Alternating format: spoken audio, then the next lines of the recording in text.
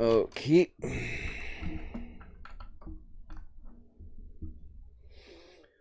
Please don't fail me now. Can you tell I literally just wrote on the whiteboard? Cause it might as well be fucking scribbles.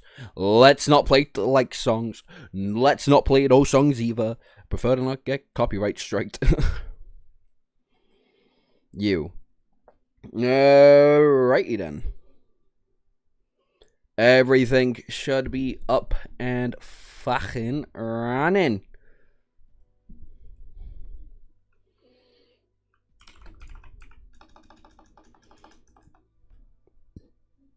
If it's actually got music playing. It's behaving like there's no music playing. Hello? Oh, there we go. Now it's behaving like there's music playing. To be fair, I might just be that fucking loud. Did you just start streaming? Literally just. Like a minute and 20 seconds ago. Yes. Anyway, hello Dare, hello Lava King, hello Philia, and hello... I'm gonna call you Nora. Nura. Hello Peaceful. I forgot the K.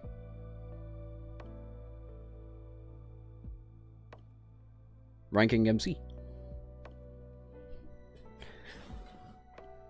Why am I looking backwards? That is backwards to me. No, I didn't. Oh, yeah, that I did. Never mind. In the title. Yes, I did. Yes, I did. I thought you were talking about my whiteboard.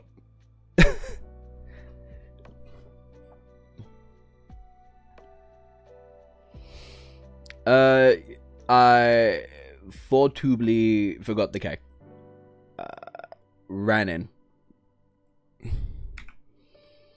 Thank you for the observation. Did I spell protagonist wrong as well? I did. Whoop. Alright. How you feeling, Josh? Any better? My voice feels astronomically better after not streaming yesterday. Holy shit. I couldn't speak for a little bit. It was quite funny. As you can still hear, it's happening now. I said hi there. Fuck you. Let's not be playing this. Hi, Dante. Visiting Germany currently, and holy shit, YouTube ads are so fucking annoying. Even private websites have less ads. For those who don't know, Albania banned ads, so I never have to deal with them. You lucky bitch. I've got ad block on everything. I've got ad block on literally fucking everything I touch. Anyway, we're gonna be ranking MCs. I'm bored. I have like one more episode left.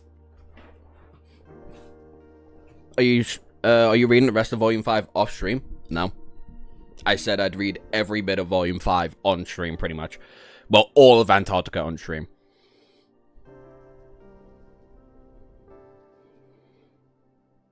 I have ARC, so it's automatic ad block. Like, helps me a lot, pretty much. But I'm not surprised. On a Chrome, every ad block I've used sucks.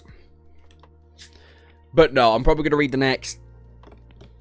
I'll probably read the next 30 chapters by myself via tonight and tomorrow. And then for the last 30 chapters, probably get through like another 6+ hour stream. Just getting through the end of Antarctica. Or at the very least, the end of Volume 5.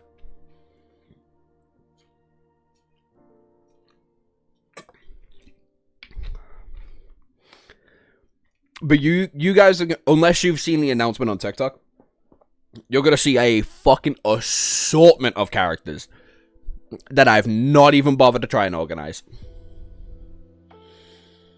Antarctica is almost done. Isn't the vast majority of Volume 6 also Antarctica?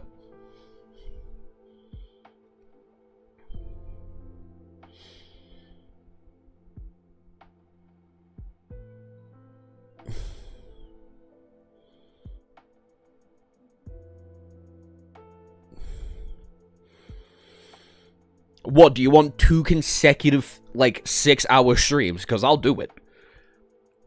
I'll fucking die and you won't see me for several days, but I'll do it. And it will probably push me back on reading Volume 6 a lot longer. I also just want to say, I've had OBS open this entire time, right? Since I hit schedule stream, the broadcast has been open. And you fuckers are so lucky. The second I saw Lava King say, by the way, did you read the new chapter? I closed on OBS. You're so fucking lucky. that I even caught it. Because I've been, like, glancing at chat.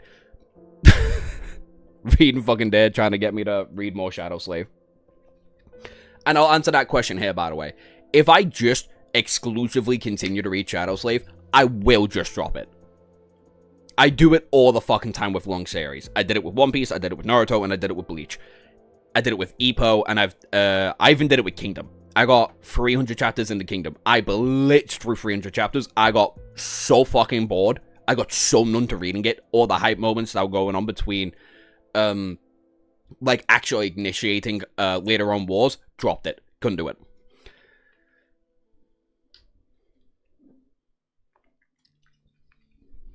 So I'd listen to Lava King and say, just let me do my own shit. I'll get the Shadow Slave when I can get the Shadow Slave when I'm in the mood for it. I say, put it in the Discord all the fucking time. There's a reason there's a spoiler section in the Discord server. So y'all can talk about whatever the fuck you like. But I'm just saying, user lucky, I barely caught Lava's message. Because I did close it, I did close down OBS. I'd only just opened it back up to start the stream. So I'm saying you're lucky. What are we talking about? Nothing. We're talking about how I was glancingly reading chat. Lava doesn't have Discord, though. He does have a Discord. He's in the Discord server. He just doesn't use it. Which is valid. Very fair, actually. I don't think he wants to see the constant fucking schizophrenic rambles between me and Kirbs and the animated shows part of the server. That's why he asked me here. And so he can get EXP. Which is failing, but still. But yeah, as I was saying, on the you're just going to see the most random assortment of characters that, like, I could possibly give you. Maybe I should try and organize it just a little bit, because some of these are looking fucking weird. some of these focus are looking real out of place. I guess I can do it like this. Nope. I'll try and organize these to the best of my ability. I don't guarantee you anything. Because a lot of these are just a the fuck kind of thing. Where is my glorious king? Let's get the bullshitters out the way. Where is she? There she is. Get this stupid fucking bitch. I got Protagonist that I didn't like as well. Have you ever tried to use an audio to read, or is it not in your style? It's not in my style. I did it for the Mistborn trilogy and a little bit of Red Rising. And don't get me wrong, Red Rising's like the guy who does the voice for Spotify, fantastic. Works so fucking well. I cannot do it. The information does not retain to me.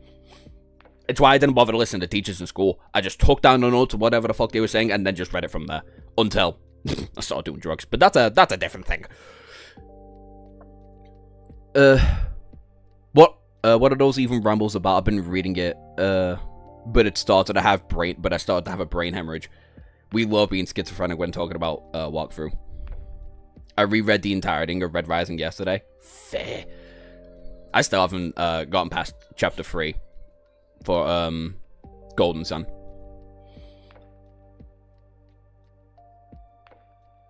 I used an audiobook for the beginning after the end and hardly remember it. I forgot about Arthur! Fuck! That's a guy I forgot. Let's throw... Speaking of schizophrenic, actually. Let's throw all these fuckers in order. It will make sense the second you see the tier list. It will make much more sense the second you see the tier list, trust me. Where are you? There he is. Where the fuck's Luffy? There he is. All these fine? Let's throw you there.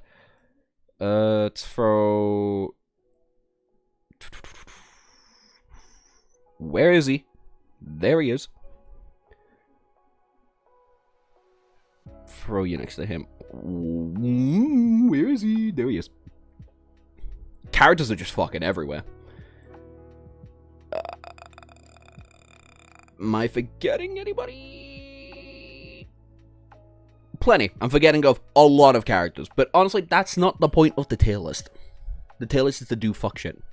Audiobooks suck for actually remembering shit. Amen. Tim General Reynolds is awesome for Red Rising. He's so fucking good. He's got such an amazing voice for that kind of grim-esque series. Especially one where you're trying to grind up that kind of system. It's fantastic. I just cannot retain shit. Gotta get the German Shadow Slave physical copy tomorrow. Can't wait. Fuck yeah.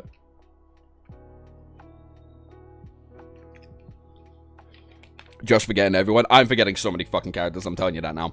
I threw this list together within 40 minutes. And that was the second I press schedule on OBS.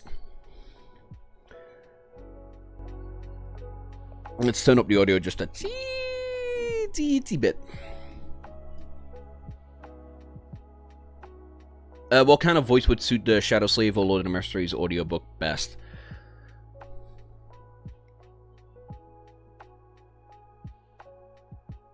Lord of the Mysteries, it needs to be a scholar, like an elderly scholar. You know, it needs to sound like there needs to be an educated man behind the voice. You know?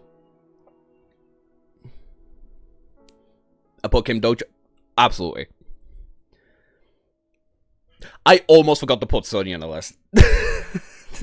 I wish I was kidding. I deadass almost forgot to put Sonya on the list. I felt fucking stupid. I put Kim Dokyo on the list before I did Sunny. I put Ippo on the list before I put on Sunny. It was really stupid. I felt really fucking dumb.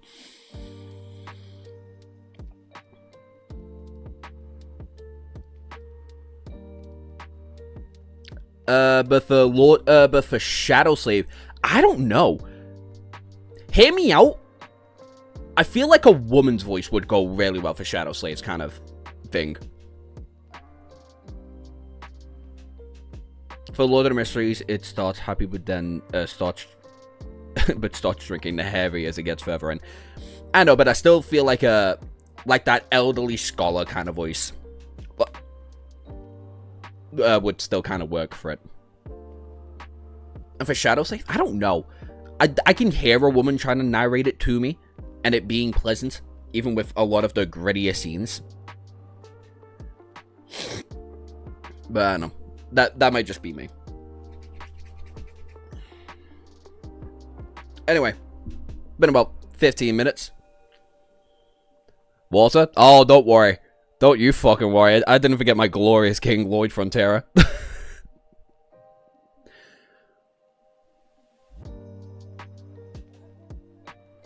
You saw a bunch of edits of Kai recently? Yeah, I saw like 5 edits of Kai, all relating to the Nightmare. The 4th Nightmare, him. I've been spoiled on who's been on the 4th Nightmare. I know it's Kai, I know it's Effie, and I know it's Jet, but it's like 2 other people that I don't know. I don't know, nor do I know the name of. And some wild shit's gone on with them. So I'm like, well, fuck. Because I'm not even trying to be subtle about it.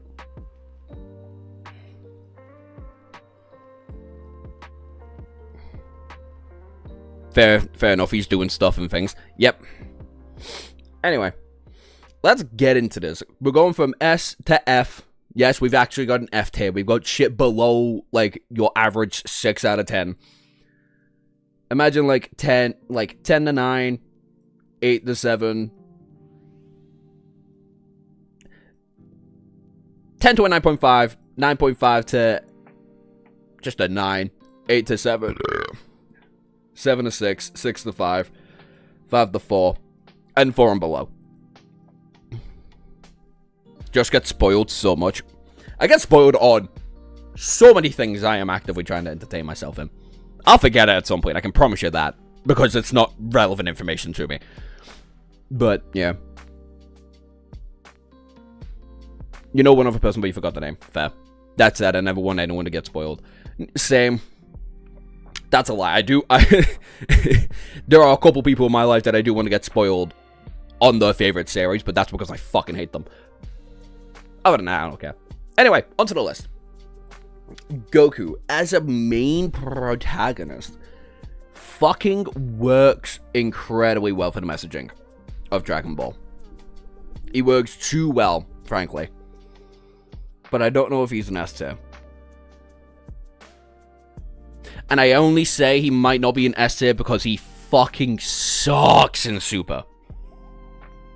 Super really, like, puts salt in the ground for Goku's character.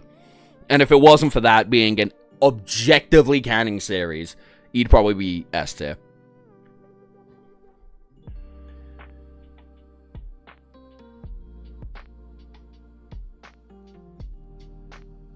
But other than that, I feel like his entire motivation as a character, basically being self-improvement, and the idea of self-improvement being utilized in the form of martial arts is great.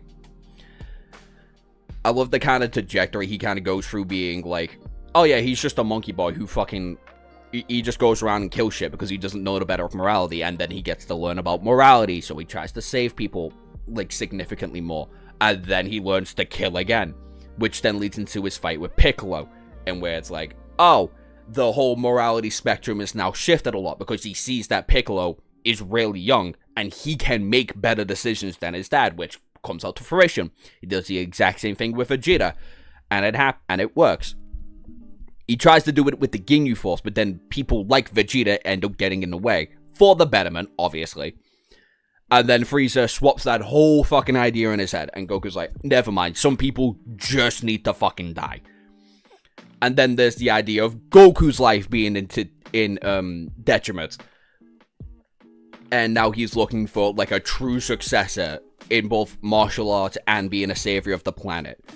That being thrown in with his morality is such a fucking interesting way to throw in Cell as a character, too. And then that, his own morality becomes less of a factor by the time of the Buu Saga. Because it's now like, oh, he has 2 kids. Oh, now this fucking being's threatening existence as a whole. I can't just be lackadaisy about life, about all this. I need to intervene. Or else I'll be going against my own moral judgment. I'll be going against what I believe to be good and how good can be used as a moral grounding to help people in the future. Which also happens again because Kid Buu becomes Oob, who is a massively detrimental character for the rest of the series. And all of it just works so fucking well. His impact on that goddamn story is so phenomenal. And then Super just spoils it for 5 arcs consecutively. Consecutively it gets spoiled. And I understand it, because now Goku's back into the idea of, like, freedom and self-worth again. But Super just does a really shit job at it. And it's not until Akira Toriyama actively takes a back seat from the story and lets Toyotaro does his thing, where it's like, oh, Goku's got a fucking character again. That's fantastic.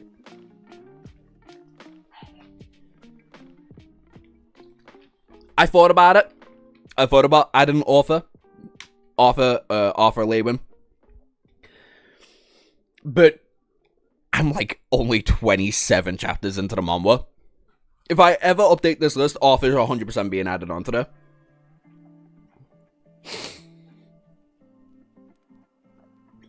But yeah. Can't be Esther, he died of heart disease. One version of Goku died of heart disease. A singular version of Goku died of heart disease. That's it. The Goku, our Goku, he don't. He doesn't die of heart disease. Ah, okay, yeah. But I'll say, as of right now, his character intrigues me a lot. Have you watched Blue Lock? Oh, what's the fucking character? Isagi? Is that the Blue Lock's main protagonist, Isagi? I feel like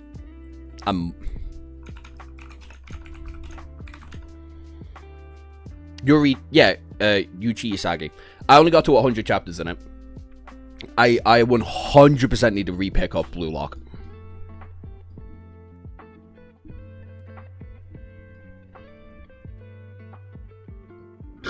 I really need to pick it up, but I fucking love the idea of ego and that being used as a level to deject one's character and him kind of like slowly losing his mentality for it.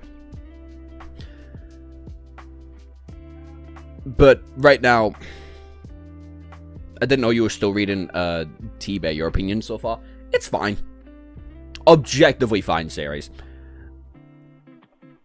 Like, there's nothing I think is... There's, like, nothing I think is, like... You know? Like, catching. Offers probably the best thing about it.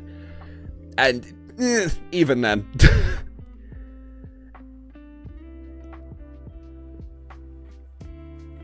You do...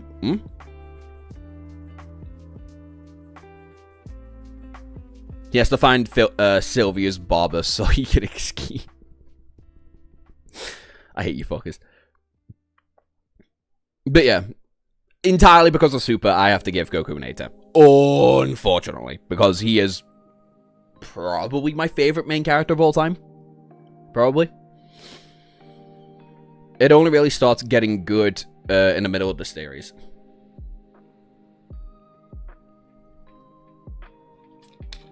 Yeah, no, I think Isagi is a fantastic protagonist. I just think I just don't find football interesting. That's like kind of my main issue. Even though the art is fucking rad. I don't know. I'll re-pick it back up eventually. I've got objectively too many stories in my hand. Anyway, Naruto.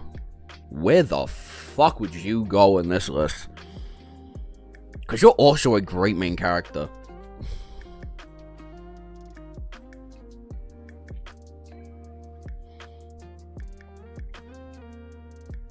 You're a great main character. You do exactly what you need to do, and that's kind of it, though.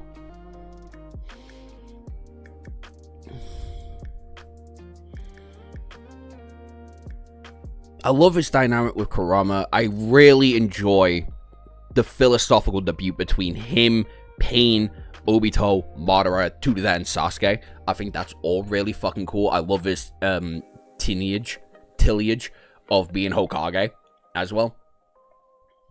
Even though we don't get to see a lot of it, I love his progression. I love the kind of struggles Naruto goes through and the idea of perseverance that he reps hard in the series.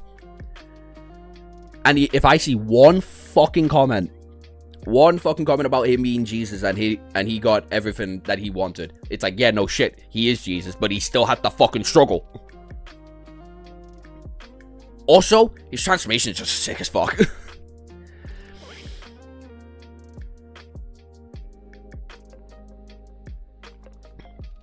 I wouldn't say he's one-dimensional. Naruto is definitely he's a little multifaceted as a character, and that's by his that's by his own flaw. Sasuke is one-dimensional. Naruto has to be two-dimensional for him to understand Sasuke. That's the perspective. He's a knucklehead who has to grow up. He has to be multifaceted. So yeah, probably A less than Goku though. Boruto, probably B. I love the Boruto series. I think both the Next Generation and 2 Blue Vortex are fantastic.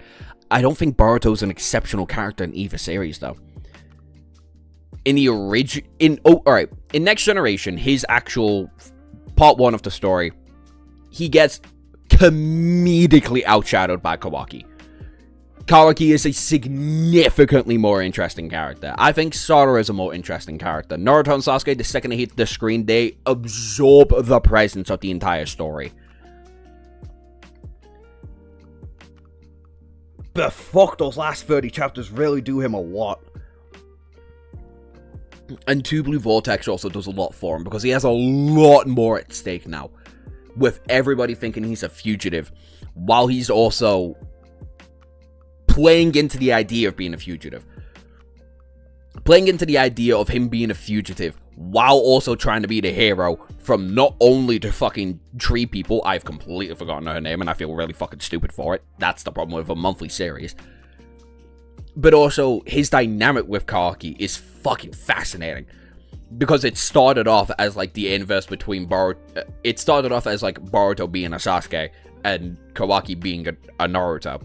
And now the pair of them represent both sides of their characters pretty fucking equally.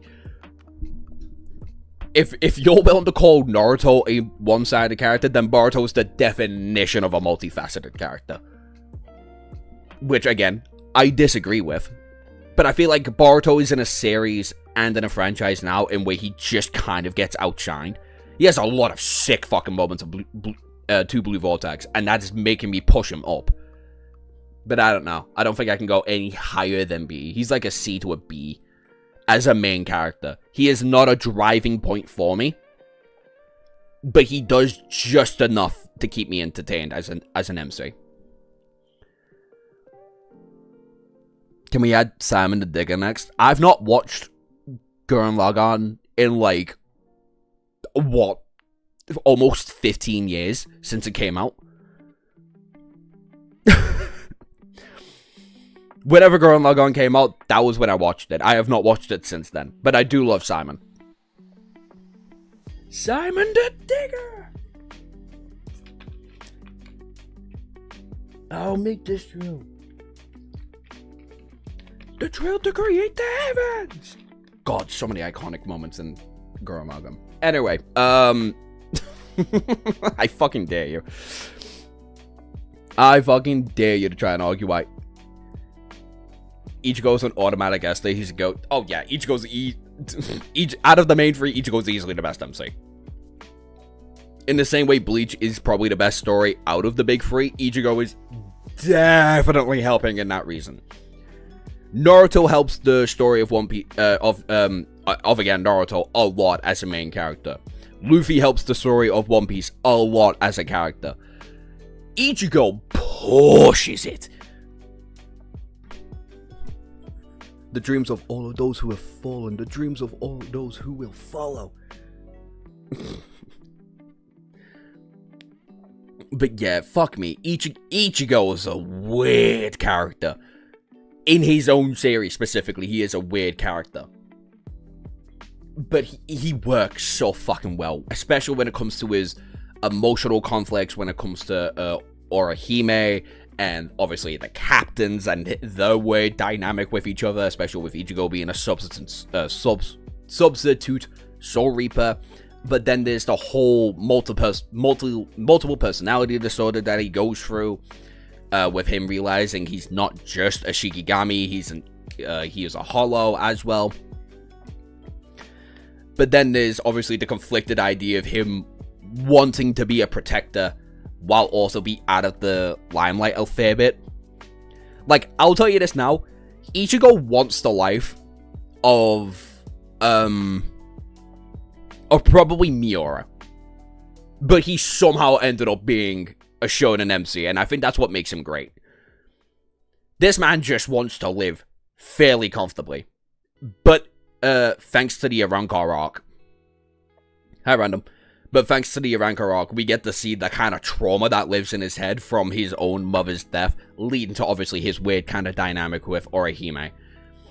And then later on, subsequently with Rukia in the Soul Society arc.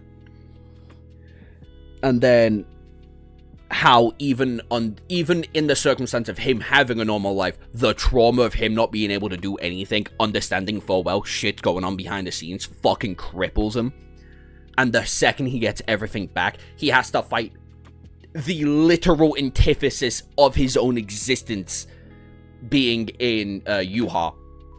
It's great. And then him coming full circle, accepting multiple parts of his own personality, his own DNA, and learning to, like, forebode his own trauma into fighting Yuha. Man, it's so fucking good. Oh, Ichigo's such a good fucking character, man. Bye, random. Strawberries SSS. Wouldn't push him that far, but yeah. Luffy.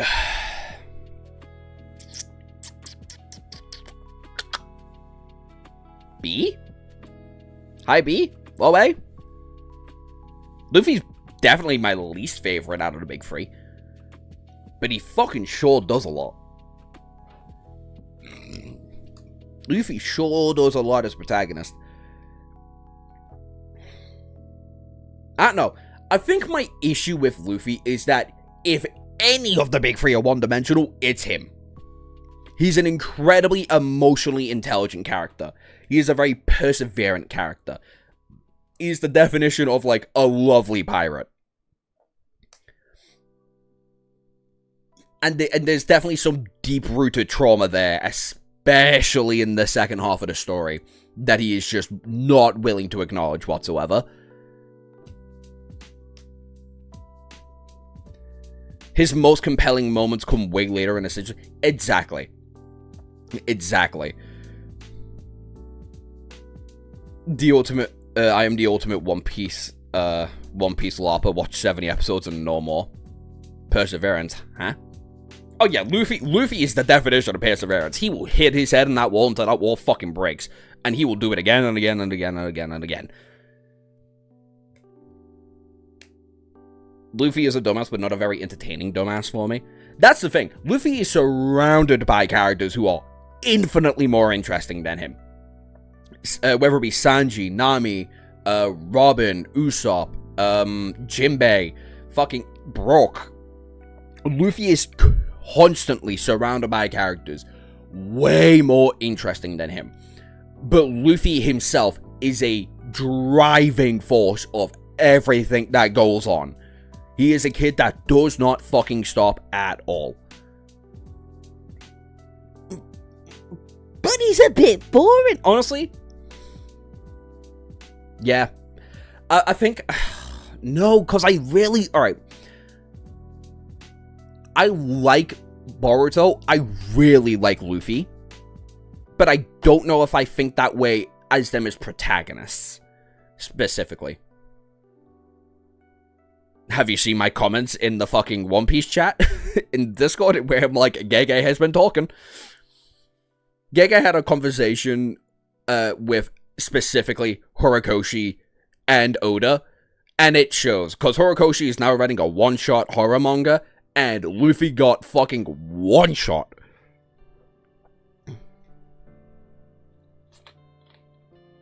It's insulting. It's kind of true, though. Luffy is better than Boruto? I don't... They're kind of just interchangeable for me. I don't know. I can't put Luffy in A tier, though. I really can't. He isn't interesting enough as a main character for me to do that. Yeah, the devil on the shoulder. Oh. I put a comment on an influencer's Insta... on an influencer's like chat.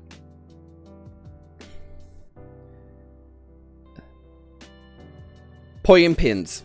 I put a comment on Poyen Pins. I said Gege exclusively listens to the devil on his shoulder and he passes on the whispers to other mangaka.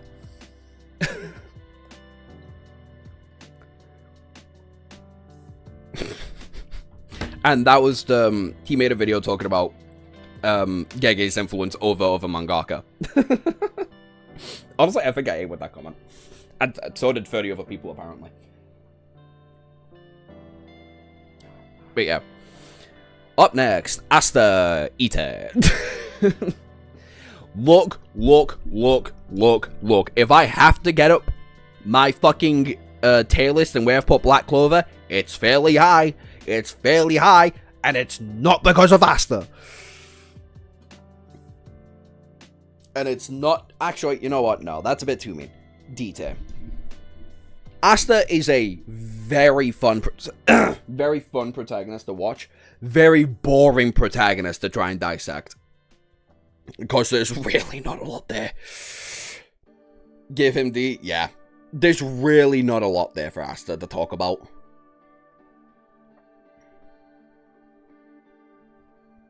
I like his dynamic with Libe and Yami and Noelle, obviously. I think his drive to be Wizard King and the message that brings is interesting. I think the idea of Asta is significantly more compelling than Asta himself.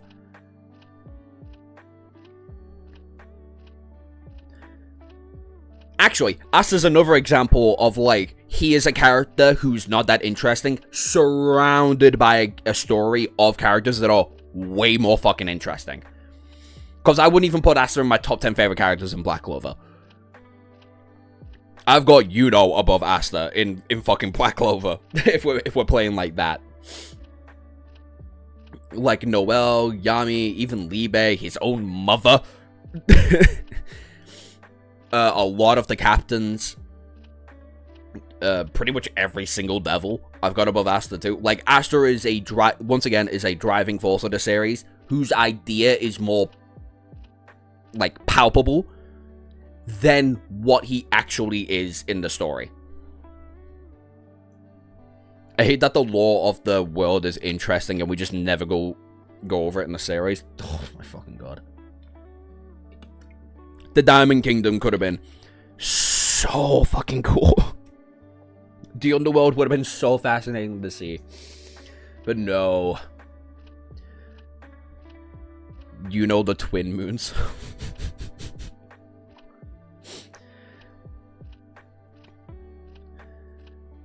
Yeah. Again, I feel bad putting Asta in D.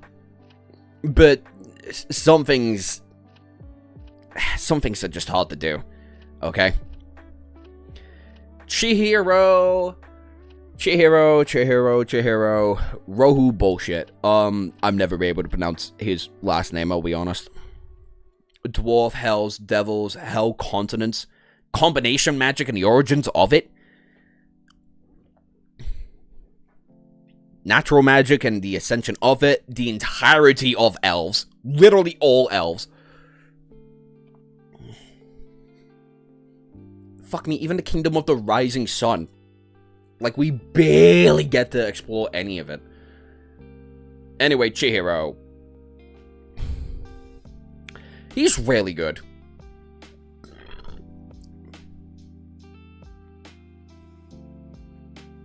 No clue who even the next one is. It's Kagurabachi's main protagonist. Chihiro!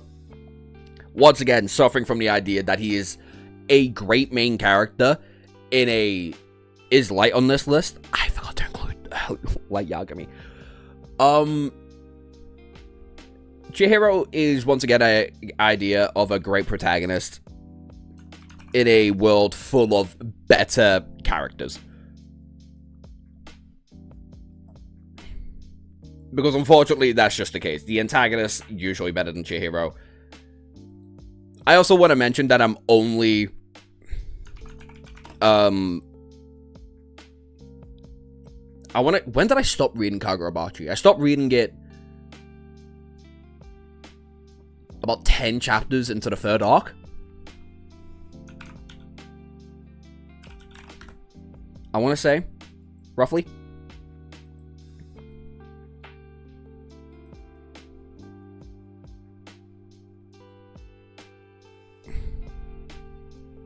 Let's throw you there.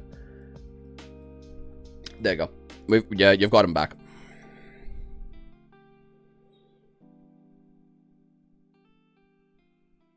Alright, later. I don't know. His backstory is interesting. I like the idea that he's, like, very conflicted with the idea of his own mission. And is only really doing it to save everybody else from the kind of carnage of his own father's creation, which he's now bearing the burden of. Hence his own fucking mission of collecting the swords from the different sword saints and shit. Bitch. But so far, not it. I like how he can be a bit of a driving force for a lot of the future characters, but that's about it. Honestly, I'll put him there.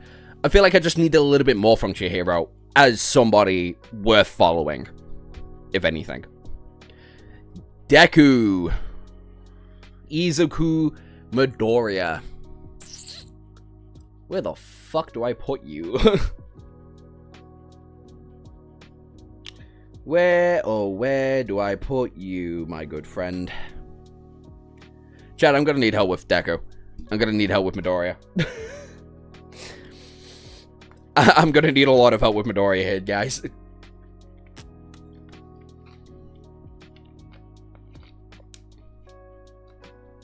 And woman and whatever. We got women. We got Lucy, we got Jolene, we got Yukio, we got Mama, we got Hori, we got Elenin. Josh looking clean as hell in the thumbnail. Yeah, a thumbnail from like 3 months ago? Something like that. I haven't seen My Hero Academia. See, because the fandom sucks. Well, if we were doing fandoms, this list would be astronomically different. This list would be astronomically different if that was the case. Alright, I'll tell you this. I'm conflicted between like a middle to a low A. I don't know if I've got Midoriya above Deku. I don't know if I've got Midoriya over Naruto. Is kind of my main confliction here.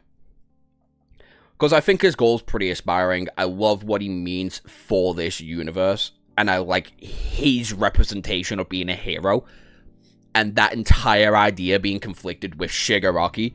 Admittedly, a significantly more interesting character. I should definitely do an antagonist list after this.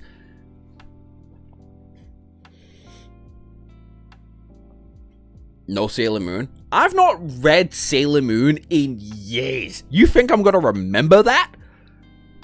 Right? I haven't watched Sailor Moon in years, even. Midoriya over Deku. Fuck off. I think if we're doing fandoms, then Naruto and Luffy would be on the F tier. Oh, Naruto, Dragon Ball, and One Piece would all be fucking F. Kagurabachi would be S. Bleachers would be B. My Hero would be E. Black Clover would be B. An antagonist list would be P. An antagonist list would be fucking... You know what? That'll be the next Tierlist stream. After the AO3 stream, on the 2nd, that's our next stream.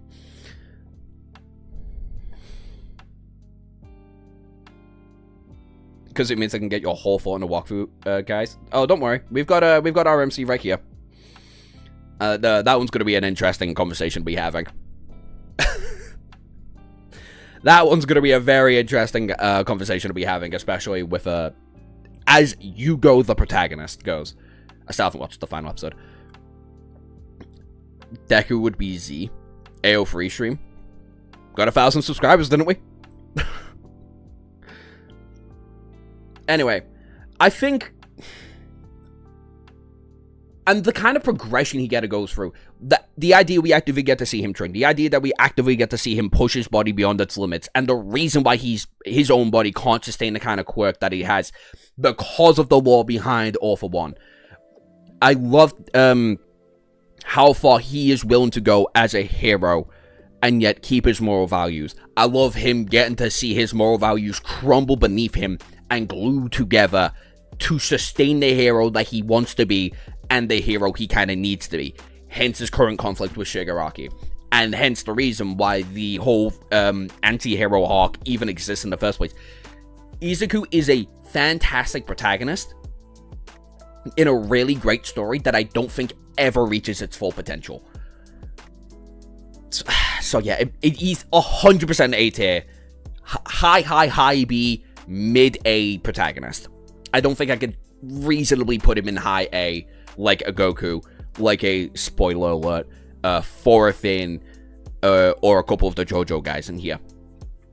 I couldn't do it.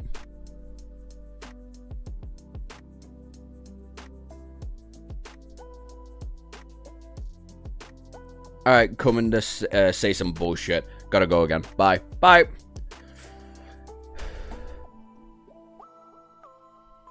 Strawberry milk. I'll tell you this now, chat. Strawberry milk, whether it be milkshake, whether it be in shakes, what have you, infinitely better than chocolate. Honestly, chocolate, not even that high on, like, the vast majority of tasting lists. I'll tell you that now. Chocolate's not even that high. If we're doing taste, chocolate's like a B to B to C. Strawberry, high A. High A, possibly S. Same with mint. I'm a big mint guy. I'm a big mint guy. Anyway. Gabi Maru. Gabi. I think you're going to be our first C tier. Because I think you're a really good protagonist. I think, again, kind of like, hi Hosh, kind of like your story, I feel like it does everything just good. Except for the power system. I think the power system of Hell's Paradise is exceptional. And is one of the only times where Taoism even, is actually used correctly. Anyway.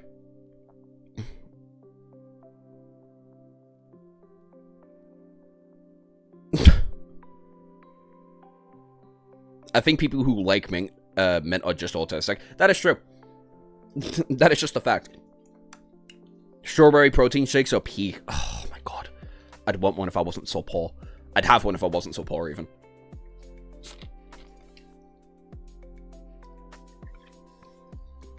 I fucking love mint. I love mint. Anyway. Later, Harsh. But yeah. Gabi Maru, once again, kind of like his series, is just really good. He pushes just enough of it to be interesting. I feel like his representation of Taoism and the relationship he feels towards his wife and the other deuteragonist, who I am forgetting the fucking name of right now, is fascinating in how it plays out, alongside his own, like, villain backstory. The only thing that kind of, like, really pushes me back is the fact he is significantly younger than he should be. Why is Gabi Maru 16? I have no conceivable answer for it whatsoever. There is no good fucking reason for Gabi Maru to be 16. Like, this fucker should be 20, and I feel like a lot of the characteristics he's been suffering through in Hell's Paradise would be a lot more explainable and a lot more interesting to try and dissect. But yeah. Hey, same depth. Mine too. Gabi Maru is an A tier because he loves his wife so much. He does. He's 16. All of them are so fucking young. Everybody in Hell's Paradise is so fucking young.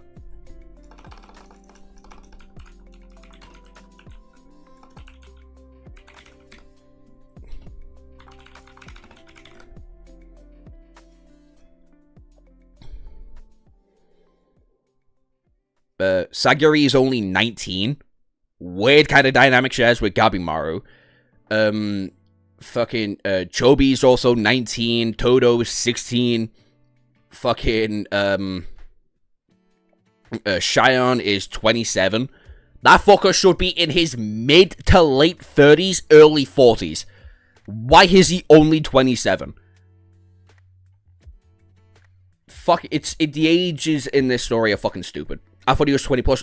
That's what I fucking thought. It explains so much shit that he has to go through with his wife and the kind of character he is. But no, he's 16 for some fucking reason.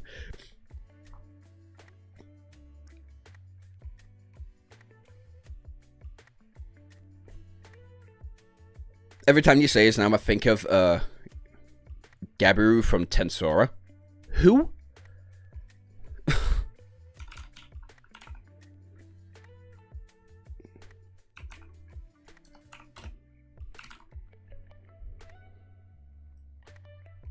Oh.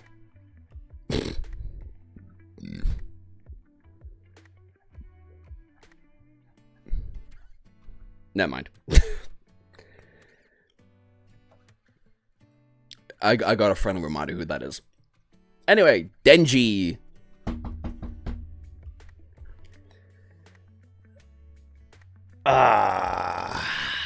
Denji. How the fuck do I rank you? How many people have finished part 2? Legitimate question. First of all, how many people have actually read Chainsaw Man? Second of all, how many people have finished part 2? Because you should definitely know why I'm conflicted about putting Denji here. Because Denji's a weird one. Solid C? You're fucking nuts. You're fucking nuts. Whoa. Finish part 2, that is. Okay, ending of part 2, I can see why you'd put him at C. The ending is buns. Only half. So part 1. Never liked Chainsaw Man personally. Couldn't get into it. Tried a few times. I haven't read or seen Chainsaw Man. With the ending of part 2, I completely see the justification to put him in C.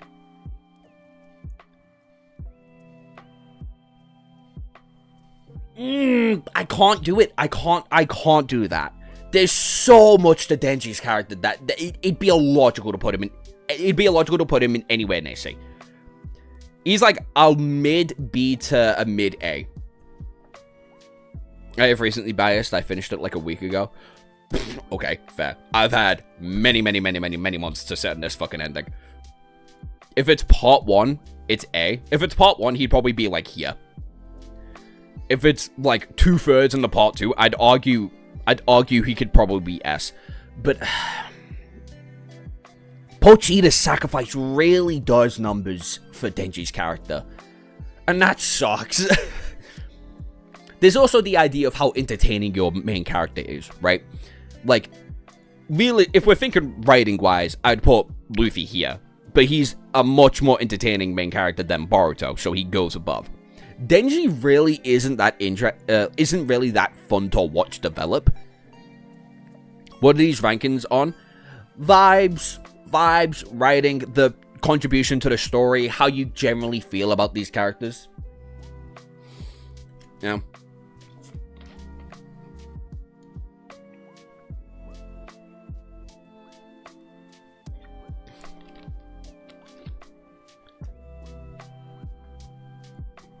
Pochita's like dead.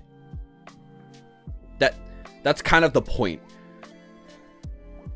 Like, Pochita's dead. Chainsaw Man, the idea is still alive though. That's kind of the contradiction. That's kind of the soul of the ending.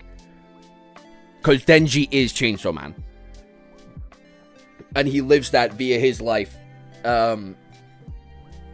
With power and with the organization now. I'm taking the fucking cap off. My head's too itchy for this.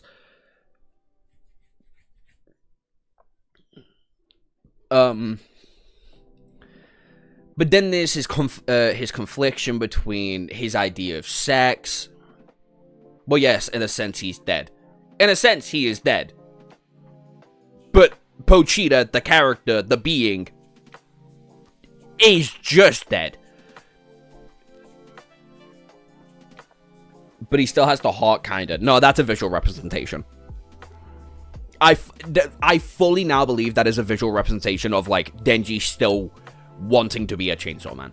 Still needing to be Chainsaw Man.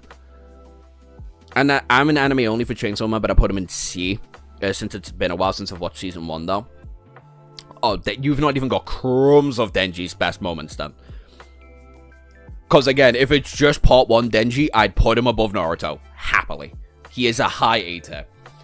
But I'll put him... fuck it, he can be at the bottom of B. Pochita's sacrifice does numbers on his character. I feel like his character with Yaoyorozu and the War Devil is weird. I think his general relationships later on just kind of crumble in his arms. Rize is my favorite Chainsaw Man character. Fair. Very, very, very fair. I don't know who my favorite Chainsaw Man character would be, though. Probably Aki. Even knowing what's going on with Aki, it's probably still Aki. Klein, because I haven't got enough of enough. I feel like by the end of Volume 1, I'd put Klein in this list. But honestly, so far, I'd probably put Klein above Boruto, below Luffy. He is here. He's right there.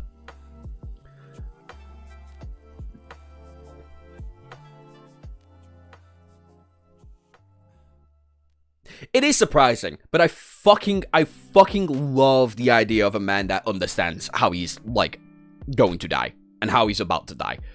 But yeah. Anyway, Edward. Am I going to hear any complaints about Ed shouldn't be an S tier? Am I going to hear any complaints about Ed shouldn't be an S tier? Oh god, it's not too Lucy next. This is going to get interesting. First of all, how many people have actually seen Full Metal?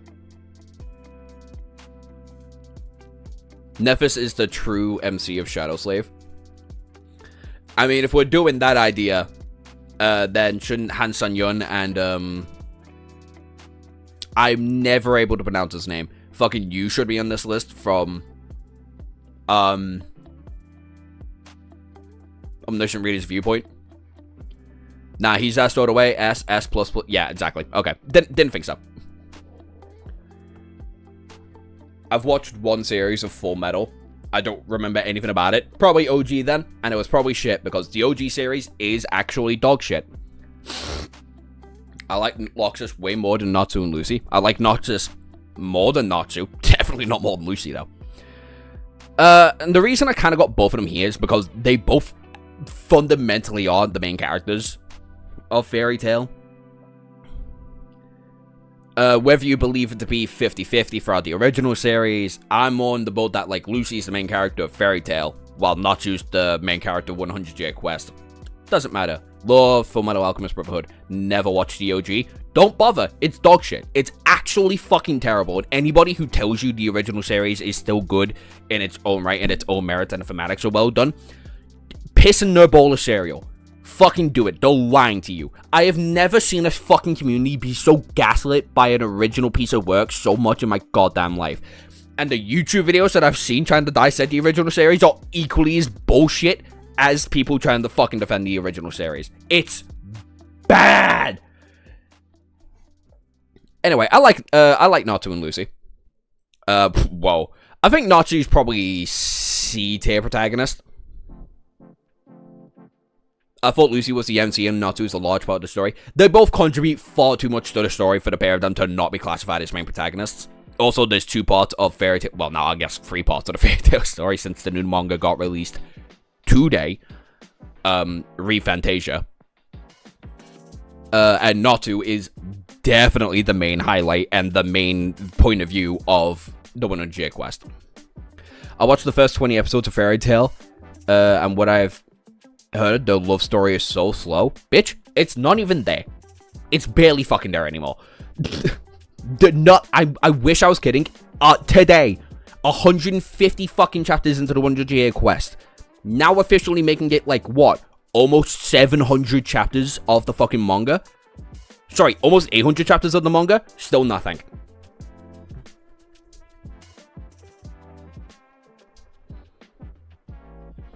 But no, Natsu ever be original. Also, go read the manga. The manga is such an infinitely better experience. Mashima's drawings are insane. Hiro Mashima's drawings are so fucking good. It's unreal. Anyway, Natsu, he does everything well. He's an emotionally intelligent character. He pushes the plot way further than he actually has any need to. Even if he was a protagonist, he pushes it far and wide. His relationships with everybody is great.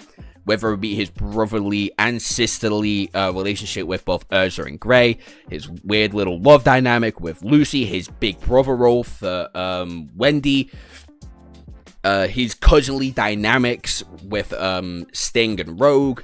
his very pessimistic relationship with Zareth turned brotherly, almost fatherly kind of relationship, father-son relationship with Zareth at the end of the series, leading into the 100-year quest. Frankly, Natsu is just a really shockingly good protagonist. That's held down by a lot of weird writing decisions from Mashima's perspective. Gagio to go. Gagio's my favorite character in the series. He's so great. I love Gagio. I think Gagio's great. I've got him in my top 10. I made a top 10 favorite characters in Fairy Tail fucking many months ago. I think almost a full year ago now. And he's in there. He's still in there. I just wish he did more. But Lucy is so much better. Lucy is so much more interesting as a character than Natsu is. Natsu's placement in the world is more interesting than Lucy, but Lucy as a character I think is just way fucking better. I think her struggling with her self-worth as both a princess, as a member of the guild, of her own sexuality, is really fucking, is generally well executed. I think her dynamic with Natsu is incredible. I think her finding her place in the guild is fascinating to go watch fully, just go out into the development. I think her massive contribution and her fully realizing and embedding the idea that she is the heart of the guild, thanks to her using Fairy Heart at the end, is brilliantly executed. And her being the heart of the guild while Natsu being what represents the guild at best, someone who is very loving and caring and will do anything it needs to be done for the guild, is such a fantastic representation of how to deal with somebody as antagonistic and as fearful as Agnologia. Lucy literally rewriting history for Natsu is fucking incredible. Using her character as an author to rewrite the Book of Zareth, Book of E&D, is fantastic. I've got it like this, personally, because I think Lucy is great. She has a lot of weird moments, but I blame that on Mashima as a person being not the best with women. More respectful with women than he is most mangaka.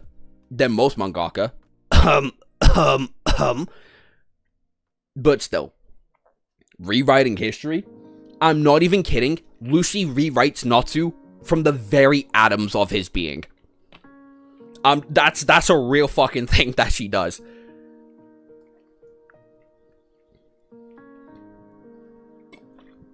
Makarov should have died. Everybody fucking fooling history. I mean, basically. Yeah, everybody kind of agrees that Makarov should have died. I don't care that he didn't die.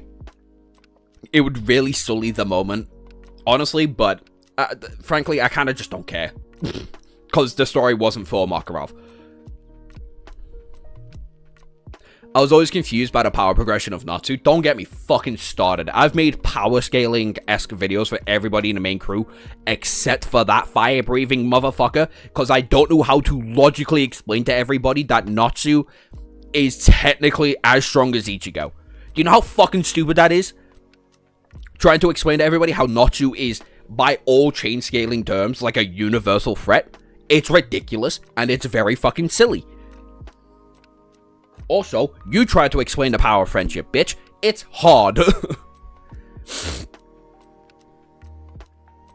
We all agree that Light is an S tier, right? Dude dies for the love of the game. This fly will not fuck off.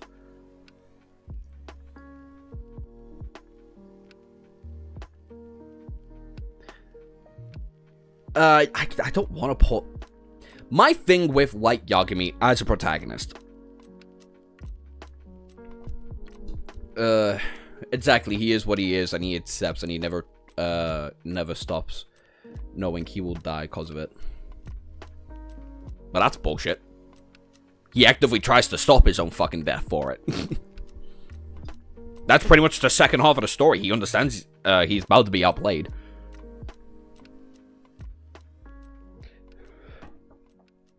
I don't know where to put him on this list, because I fundamentally disagree with him being an S-tier character. And I fundamentally disagree because I don't think he's I don't think he's a fun character to watch.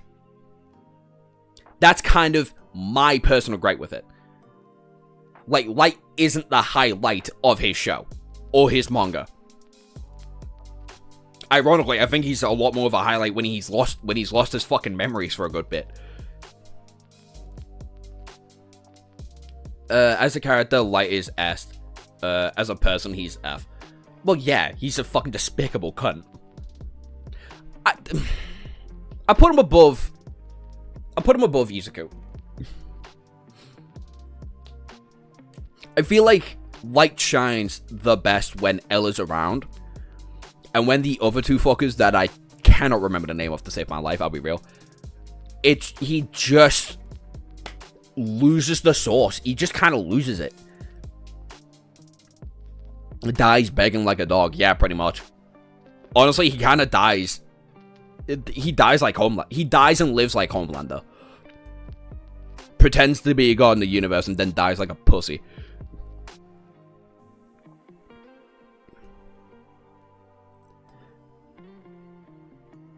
Exactly. And that's because of the dynamic, the prideful battle, the prideful kind of playing that Light and L go through. And then the second it kind of gets serious, he gets out fucking played horribly and dies for it.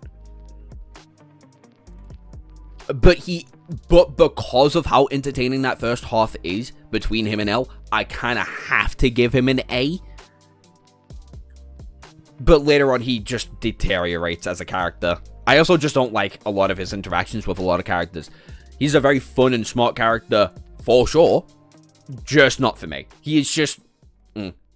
But objectively, he is a great main character for the show he's in. Who's the next character we rating? I don't know who it is. John Thunder! John Thunder, baby! I love John. I love John so fucking much. He's such a silly cunt.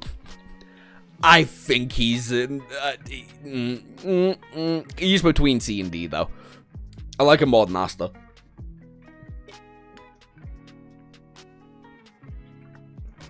We haven't done a mad live stream in a long time.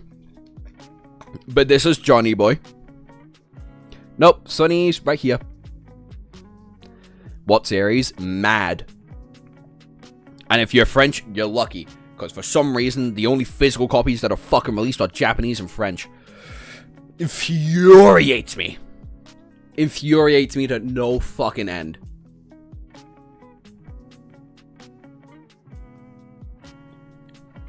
Put him in C, because why not? True. I don't know. I think John's great. I just don't think there's enough of the story going around to put him any higher, though. Like, his powers are really interesting. His dynamic with Pano and Bob and Lily and his sister are great.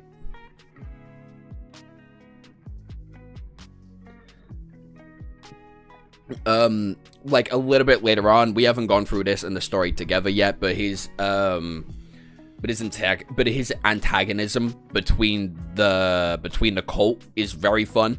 His fighting style and how he evolves it is great.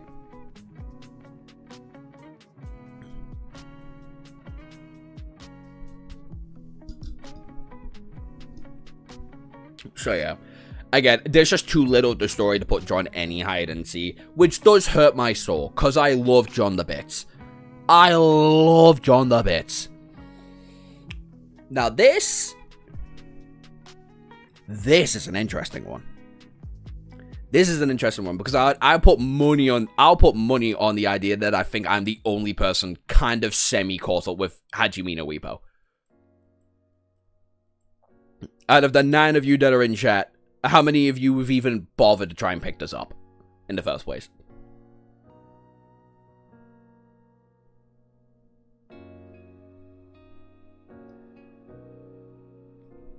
Silver gets it.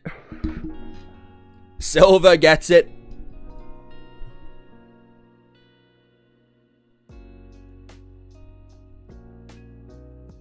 Yep.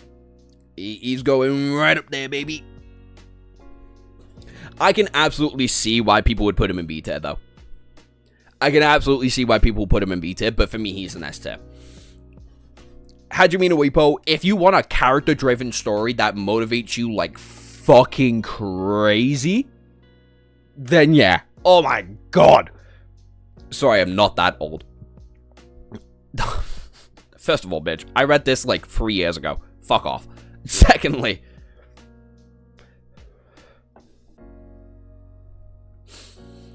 but yeah, the entire idea of trying to find strength and having every kind of inspiration around you, from weak characters to strong but not skilled, to having literal world champions around you and potential world champions around you driving you, is fucking fantastic. And then there's the idea of love, and then there's the idea of, do you really have it in you to be a monster among monsters? Do you have it in you to be a fucking world champion? Is great. And his entire retirement arc is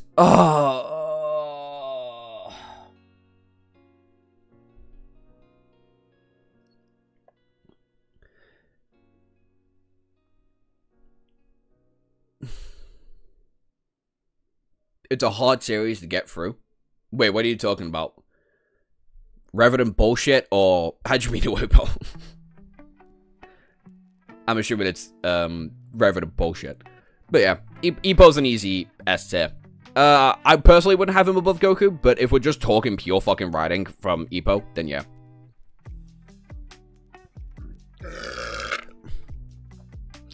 Ken Kaneki. Ken. And then we're almost done with the manga characters. Fucking hell.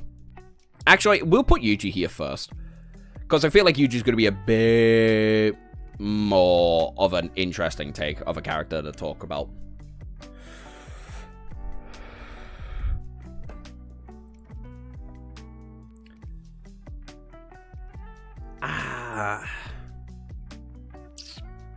He's a great main character.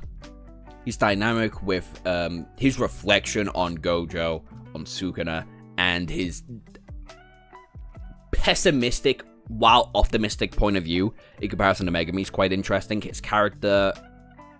Are we countering Modulo Yuji? Yes, we'll include Modulo Yuji. Because that kind of depressed Yuji is an interesting take to go about with. I don't know how to feel about Yuji. Yuji's a fascinating character. That's kind of... I'm contemplating putting him below Boruto. Below Boruto, below Luffy. Because Yuji does everything he needs to, but it's also completely justifiable on why people mistake him as a main character. Because, again, he's kind of in a world in where every other character around him is as interesting, if not more interesting, than Yuji. Modulo does Yuji so well. Modulo does Yuji perfectly. Modulo Yuji is the perfect representation of what strength had been told about via the original story.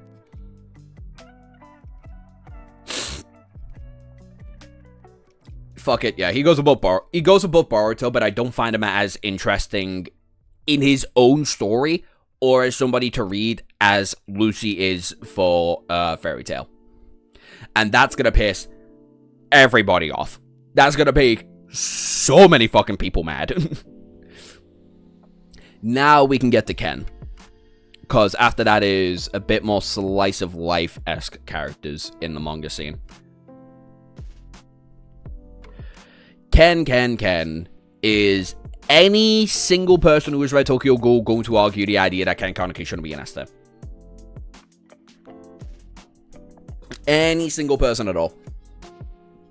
If you're not done bitching and complaining about web novel main characters.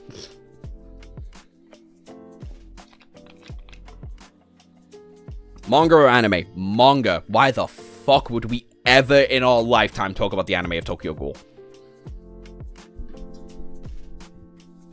We're all slow, not that fucking slow.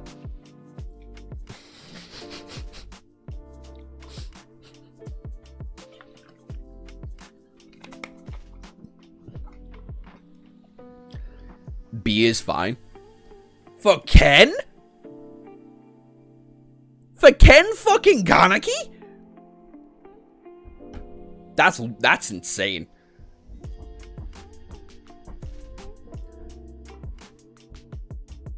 Some chuds think the anime is better, and some people don't like to read. That's those kind of people. And do we think those people's opinions are valid? No. For Yuji? Okay. Okay, good. I don't know his should. He has aura, though. Don't you ever I will remove you from mod if you ever call Ken Kaneki a fucking chud again. That is an honest-to-God comment. I will remove you as mod for that. He's an high A or an S. Yep. Tokyo Ghouls was my first anime, personally. I would not watch it again. Please, for the love of God, read it. Nah, he's an S for sure. Okay. Where I'm on the S is a lot more interesting for me. Because I've personally got him below Ichigo. But I think he's more interesting than Ichigo. If you catch my drift, right? The whole multiple personality disorder, the whole idea of him rediscovering what it means to be human, him discovering what it means to be a ghoul, what it means to be both, him understanding the perspective of humanity while learning about the disgust and anger, especially in RE, while learning about the love and humanity within ghouls, within the original Tokyo Ghoul series, but also learning the fucking pravity about it. Ichigo Glaze is a little crazy. Absolutely not. Ichigo deserves the fucking S tier. All three of the big three main characters are exceptionally well written, but there is levels to this. I know I need to read it, but I haven't gotten around to it yet. Fair enough.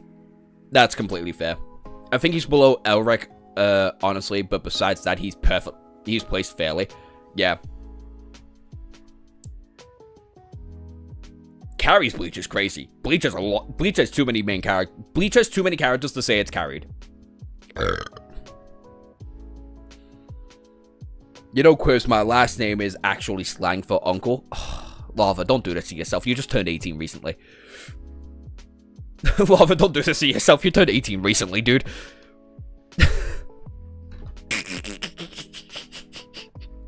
Okay, uncle, Lava. Fucking hell. Have you read Children X? Yep. Children X is interesting. I'm not caught up to it. I'm only reading, like, the actual physical copies, which I've only got the first 6 volumes for. I know there's, like, 13 out right now. But you be as broke as me and try and buy manga, and also have a social life. Anyway. I do love the main character of Children X, though. I think he's fucking just so fascinating for that kind of world. For how free that world is, it's something. And I think by the end of Children X, he'll probably also be an S tier character. Probably even above Ken Kaneki, personally. But yeah. But yeah, no, I think Ken just does so much. He is actively the driving force of Tokyo Ghoul. And that's hard to deny. Anyway, JoJo's. All 9 protagonists.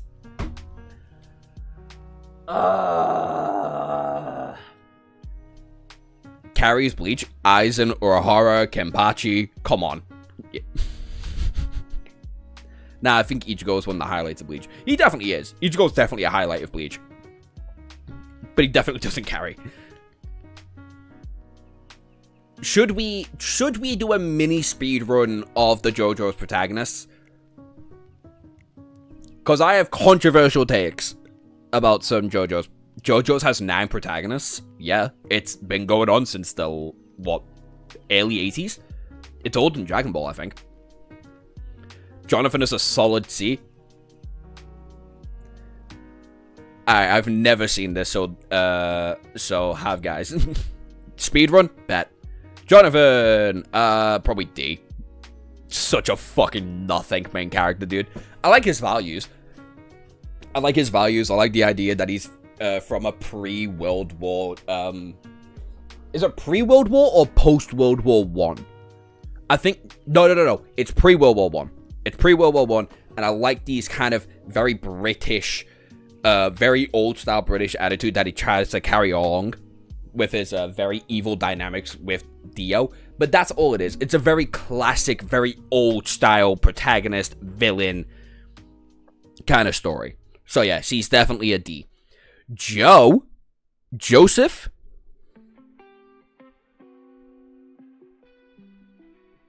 Below Goku. One of the single funniest main characters to have ever touched our screen, ever. His conflictions between him, pre-World War, late 1980s. Yeah, I thought so. His dynamic with the Pillarman, his relationship with the Zalepi lad that I'm totally not forgetting the name of because we're trying to speedrun this, is great. He has a weird dynamic with his mother, but that's kind of just Joe as a whole. He's a very weird character, he's a very fun character, and he is the absolute pinnacle of the power system of his specific story, and that's fucking great. Jotaro, also probably an A. In all three parts that he actually, like, fully majors in, he is a highlight. He is never not a highlight. Whether it be the Western-esque style of being in the 80s, I believe that's when his part takes place. I think his part takes place in about the 80s, give or take. But him carrying that Western style, that stoic style, especially when going up against a more philosophically complacent Dio, is cool. I think his dynamic with his Uncle Joe, or his Granddad Joe, is great. And all of his side casts are just fantastic. Josuke.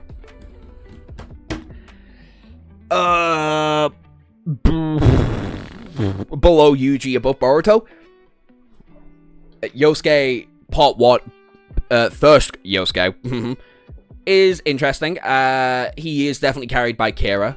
I feel like his sidecast is actually quite cool. I think his personality's funny. I think he is a very prideful character, which kind of mimics the different kind of prideful that is Jotaro and Joseph. And I think that's a very interesting way to take him. But he's not that great of a main character, though, is he? I feel like this is one of the few times in where the main villain just blatantly outshines the main character. I feel like Jotaro does a better half in his own part than Josuke does in his own. Giorno. Highest I can ever give a C. He isn't one-dimensional like a lot of people claim he is. I do think he is carried by his crew a lot. He is a very eccentric crew around him, but him being a mirror reflection on Dio and what it means to live and breathe life into the world is very interesting, and I feel like Golden Wind is an exceptional stand to bring into him, or for him to have in the universe, is quite cool. And the whole fucking Italian mafia vibe that's going on with him, his vibe's sick. His Requiem sound is cool. I don't think his character ever completes itself, unfortunately, though, which is why I kind of have to give him a high C. No, I can't do that. I'll put Natsu above, because at least Natsu's very entertaining. Jolene! Ooh.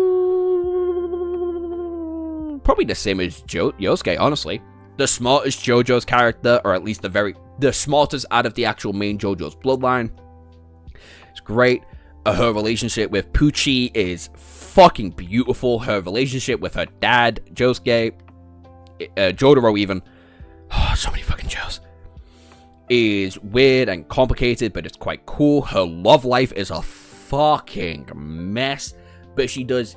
yeah, you know what? No. Above Yuji. But bear in mind that her being the smartest JoJo's character, her being the smartest JoJo in the bloodline is fucking cool. Because her stand is quite weak, but it gets used brilliantly. Johnny, above Jotaro, below Joseph. S tier, honestly, fair. Have my messages been blocked? I haven't seen it on screen.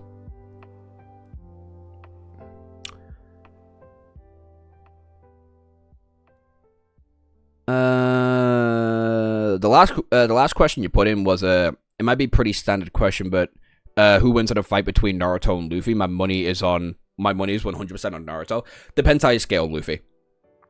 Very, very dependent on how you scale Luffy, but it depends on how you scale Haki.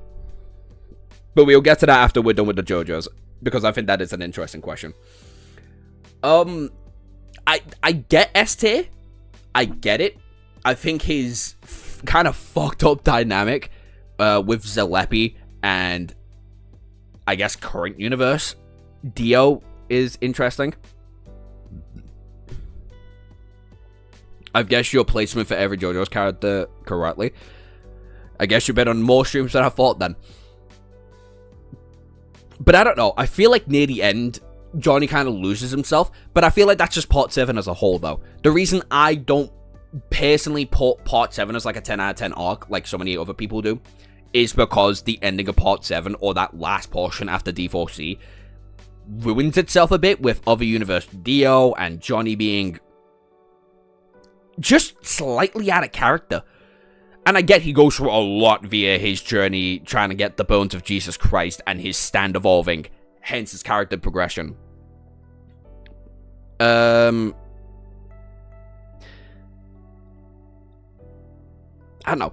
I don't know how to really explain Johnny other than he fits perfectly within Part 7.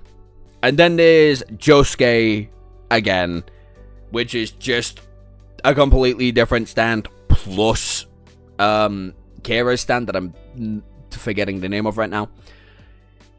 He is kind of just fine. I'd probably compare him I'll put him above original Yosuke.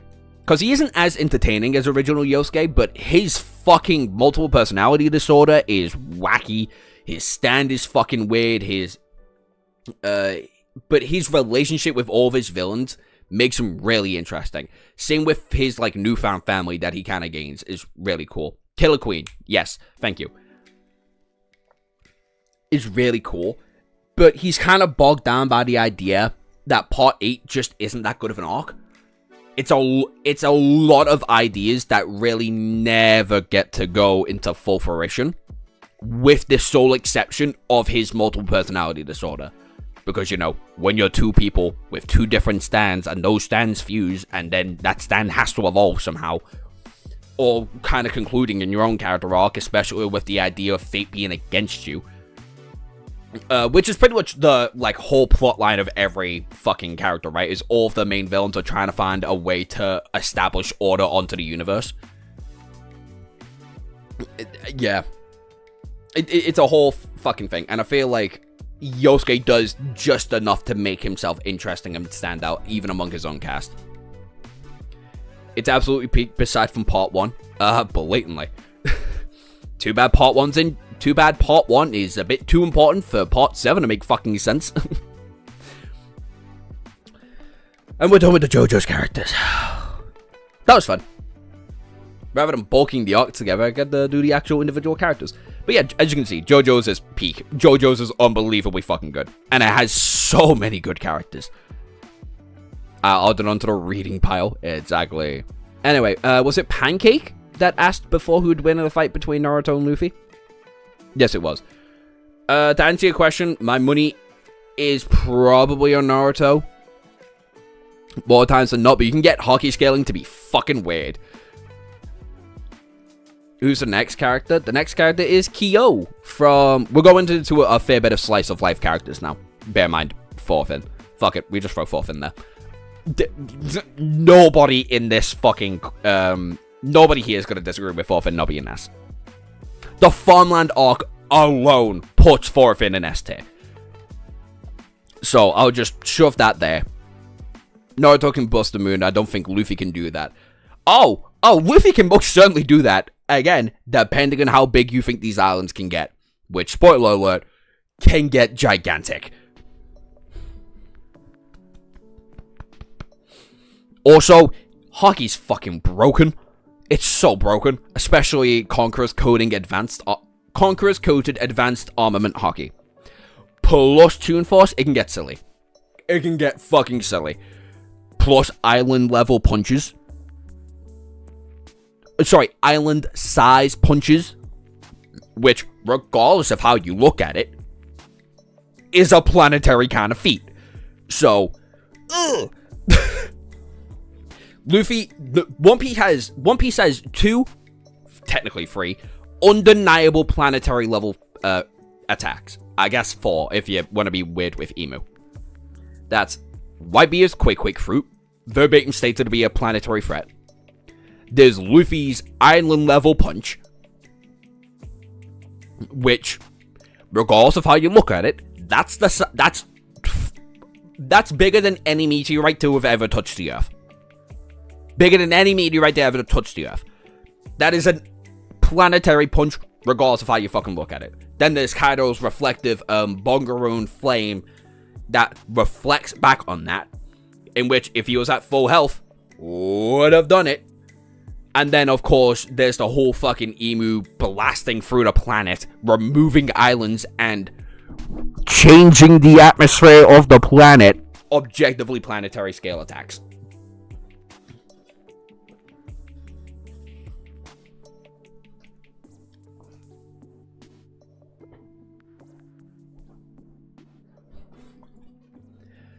And then there's levels of Toon Force you can draw to the tunnel.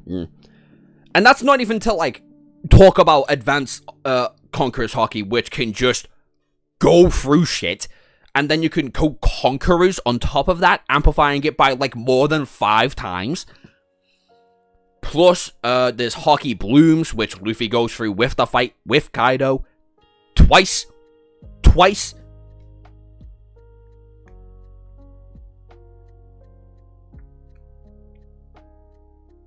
No, but it's an extinction level attack.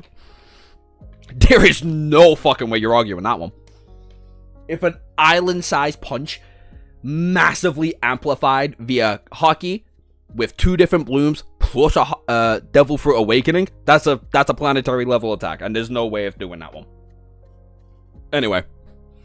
Naruto still wins it, though. Because, God, that moon feat's fucking stupid. That moon feat's so fucking silly. Gotta remember because I haven't watched 90% of these. Okay, you get to see how I put Sun Jin-woo as a B-tier protagonist. Anyway, we got Kyo. God, Kyo's good. Kyo's a great character. Kyo's such a great love interest. Or main protagonist to kind of look through with anxiety disorder, depression, and seeing her try and go through that with her relationship with Minato, and then obviously her conflicting relationship with Hina.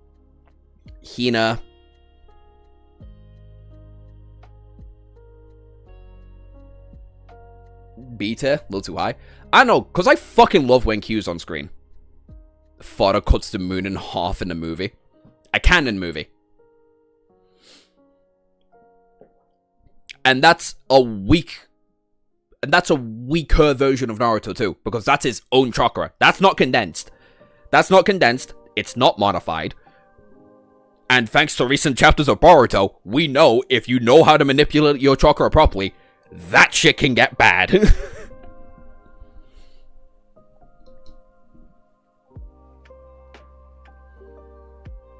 Extinction because he is getting stronger. He's getting stronger. Plus, he punches through the fucking planet. He has to condense that shit down to not cause devastation. Plus, there's still the massive argument that the One Piece planet is astronomically bigger than ours anyway. I'm saying for, like, a Naruto-sized planet, dead. Unless you're Naruto or Sasuke, or any other high-tier characters, dead.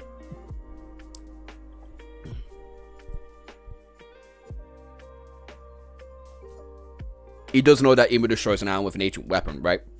You do understand that Imu is unarguably the single strongest character in One Piece, and everything I just described was a freshly awakened, heavily nerfed version of Luffy, who is astronomically weaker than the version that got one shot by that Imu. Anyway. Probably put Miura right there. I need to go piss. So bad.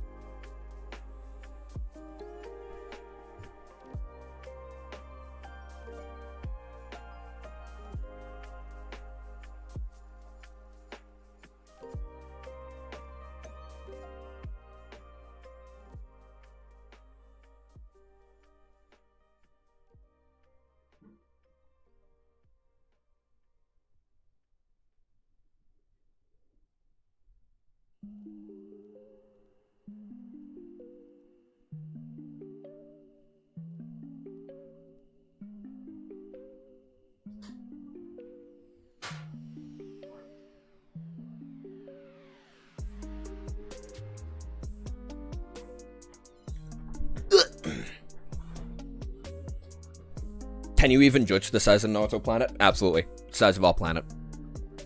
And you can do that thanks to our moon. One Piece planet, though, fucking stupid. The One Piece one, ridiculous. That one's so... Simply having that many moons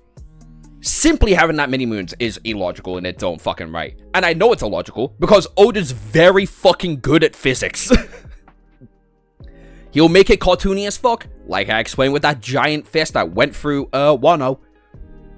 He can get silly with it, but that man knows far too much about physics to make that many moons a prevalent thing in One Piece. It's fucking stupid. I believe in databooks Naruto's planet is like 5% bigger than Earth. While Luffy's is like 10 times the size.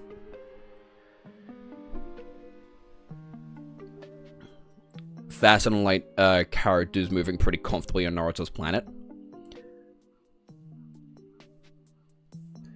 Oh, we had a discussion. A lot of the community had a discussion recently about fast and light characters in Naruto. That was fucking stupid. God, that's so fucking... It was such a stupid conversation. It's like, yes, high tiers in Naruto and in One Piece are fast and light. No shit, Sherlock. Is he, though? I'm joking. He's having fun. Let him be.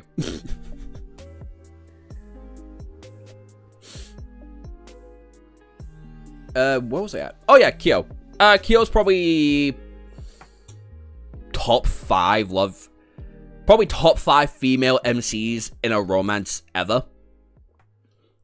And when the Ramparts of Ice comes out again in October, I am so fucking excited for that, by the way. I can't wait for another banger intro. It's completely deserved. I really hate Fast and Light. It's so fucking stupid. Oh, you must love Fire Force, then. Hori low B? I don't know. Yeah, Hori's probably a low B. Probably below Denji, but less than Chihiro. Fast and Light's always stupid. Fast and Light's always going to be the dumbest fucking thing possible. But you've got to think of it as like just a logical thing that these kind of characters can do. Simply because the physics of the world can demand it.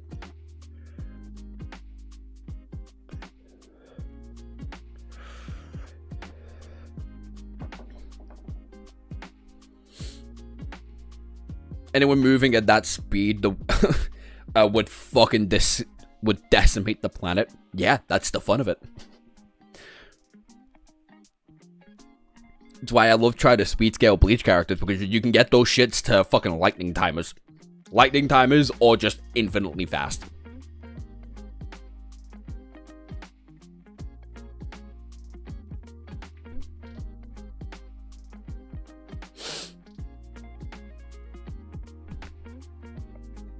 How do you go fast and light? We've already discovered things that can theoretically go fast and light if we are able to measure it properly.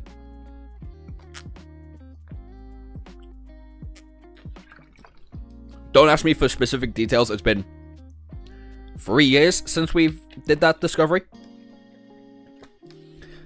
But I think it has something to do with radioactive waves. Or it's something in where wavelength is distorted heavily.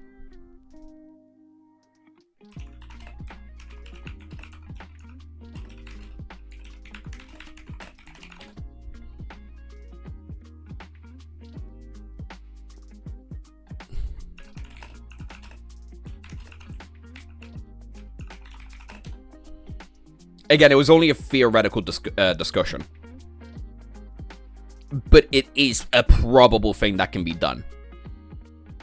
That doesn't include, like, warping different kind of, that doesn't include, like, warping spaces around itself.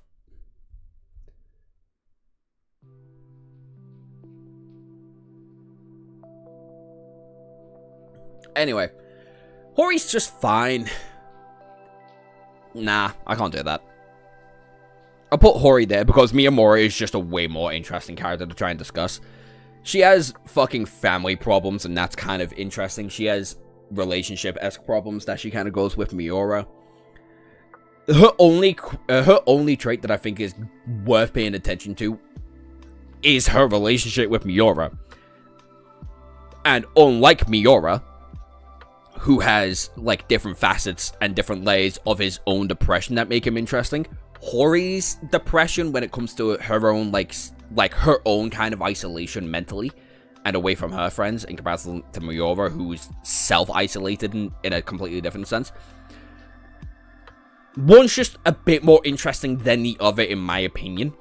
And I think Miura's relationship and dynamics with other characters makes them more fun to watch than Hori's. So, yeah.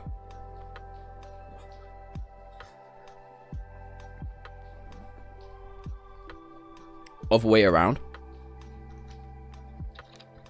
Mama was S.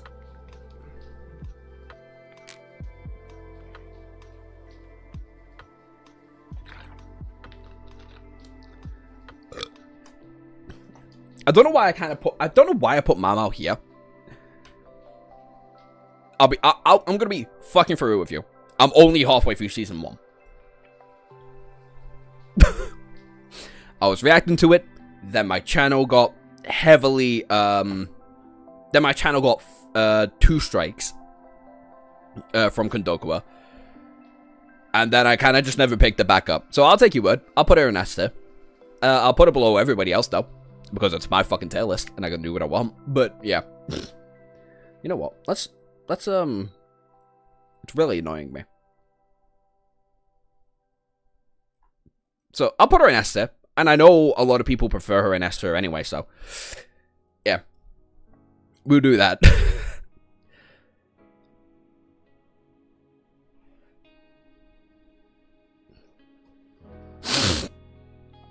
Taiki. Where the fuck do I put you in this tier list?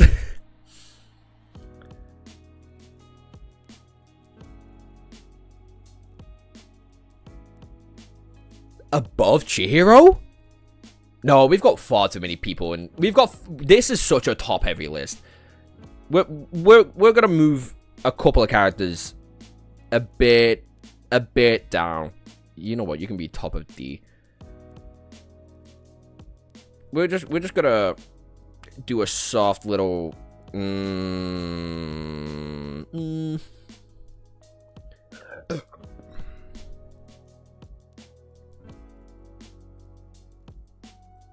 Yeah, we will do this. We will make Yuji the catalyst for a B.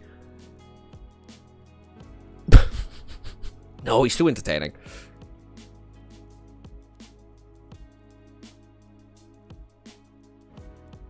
Yeah, we'll do this. We'll make Yosuke, like, you're an entertaining character surrounded by entertaining people, but you don't stand out. And then Yuji be like, you're an entertaining character surrounded by other entertaining characters. Plus you're well written, but you stand out a little bit more. And if there's a sequel series that helps with that, then yeah, we'll include that too. Fuck it, we'll put not to. No, we won't.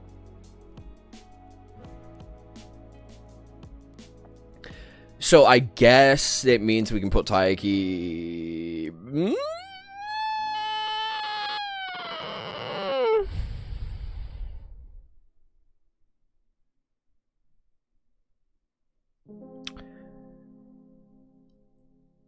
I guess middle of C? No, Taiki's too well written. Taiki's motivation and his drive to be in a relationship with someone like Shinichi, plus the kind of drive Shinichi and Taiki have to be better not only as people, as friends, but also in their own sport, is too fascinating for that to not be the case. I'll put him right below Lucy, because I think everything about him is great. I feel like as a character fundamentally, I feel like as a character that is entertaining, he isn't enough. He stands out in his own cast. His matches are the best.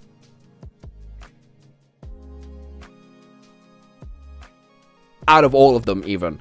His dynamics with others are more interesting than not. He himself just doesn't have enough, and I feel like the ending was a bit too rushed for his kind of character, and I wish we got a lot more with him. But with what we've gotten from the end of the series, I feel like middle B is just good enough.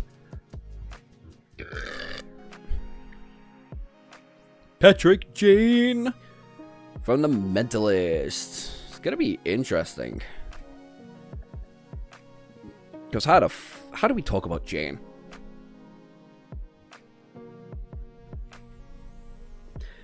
How do we talk about Jane? His dynamic with Red John's fucking electric for 5 seasons. And and his constantly growing dynamic with everybody in the crew, whether it be Rigby, whether it be Cho, whether it be Lisbon, there we go. His trauma regarding his wife and the kind of shit that he has to go through when it comes to his future relationships, and how he then reflects on that when it comes to his future relationship with Lisbon. Plus, he's funny. He is incredibly hilarious.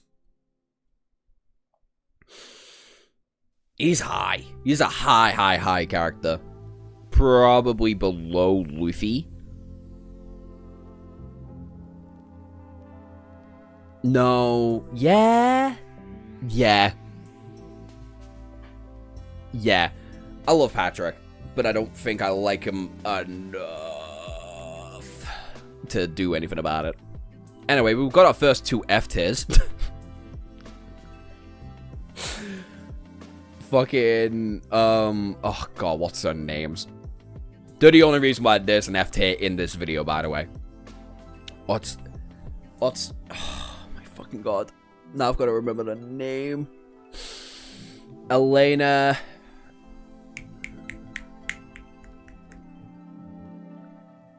Scott! That's his name. Elena and Scott. Fuck me, did these 2 suck ass.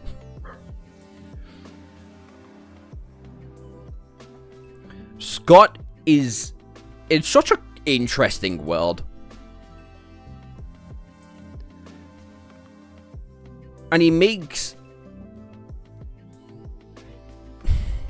weird decisions. Whether it be regarding the Horseman in season 6, I think it is. Or how he treats Styles, or how he treats his girlfriend, or his weird fucking complicated relationship with his dad. Like, he somehow doesn't even blend in. He sticks out like a sore thumb because everyone else around him, especially Styles, is interesting. And then there's Elena, who just fucking sucks. Oh my god, Elena sucks ass. I have never been so disinterested in a character in my fucking life. If you wanted to give me if I could give a reason for anybody to not watch Vampire Diaries, it's Elena. Because Elena sucks actual donkey dick. And it could be from either one of the fucking brothers. I don't care. She sucks. Josh put her below the list. She can just stay way down here. No, the tier list exists for a reason. And there has to be F tier examples for beings, right? There has to be an F. There has to be a bottom of the list. And if there's going to be a shit among shit, it's Scott and Elena from Teen Wolf and Vampire Diaries. Anyway, you want to talk about Whiplash? Because Lloyd is definitely an S tier. Lloyd is Walter.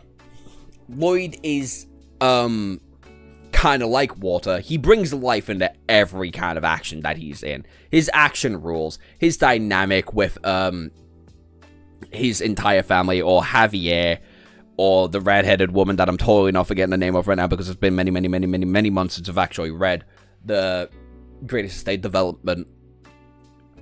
His very funny and palpable greed, and yet accidental communism, is fucking hilarious.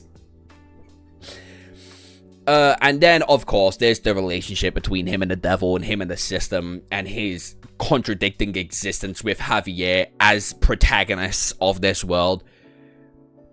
Lloyd is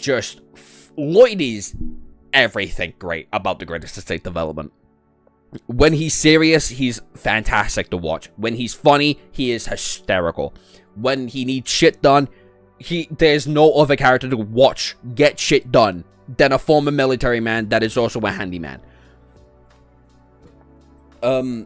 Plus, there's this little man that he loves so much, and it's so great, and he's willing to do everything possible to do what needs to be done. Lloyd is an objectively fucking S tier character. I would... He's a high S tier character.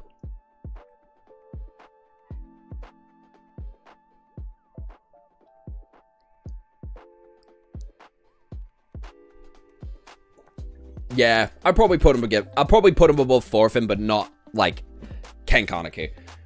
He's up there though. He's worth every single page he's on, and it's my god.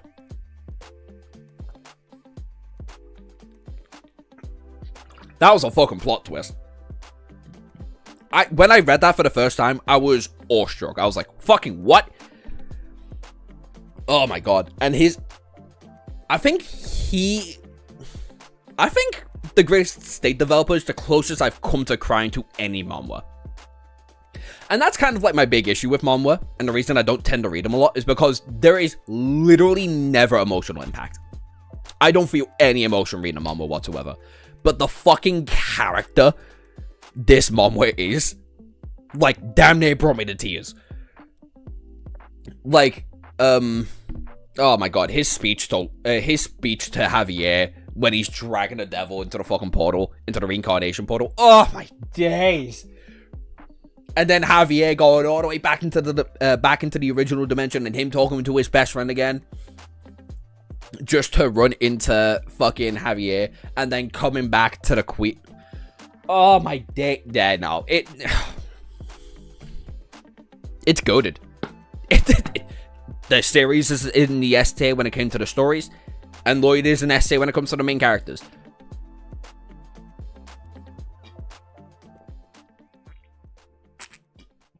But that's the appeal. It gets fucking weird. It gets weird, and then there's obviously a lot of deeper meanings to a lot of shit. Again, Lloyd is water. People still don't understand that as like Lloyd literally being like, I am life, I will bring you to prosperity. Like, and then there's this funny relationship with everything. Every species he's got a hilarious relationship with. Even the Dragon King helps. Yeah, exactly. Sun Jin Woo.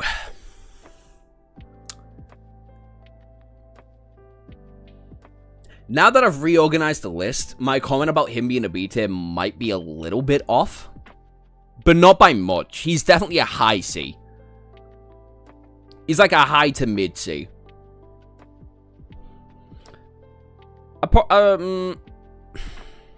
Above Chihiro?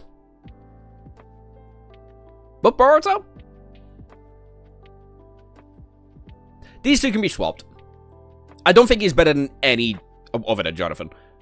Joseph, even. I don't think he's better than any JoJo's protagonist. But I can see him be, like, swapped around with Boruto a lot.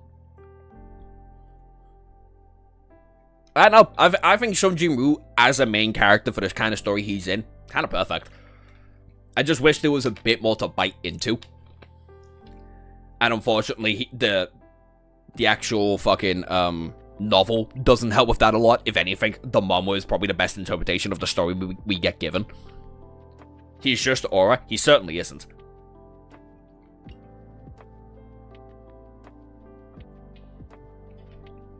He is the living representation of what power can bring.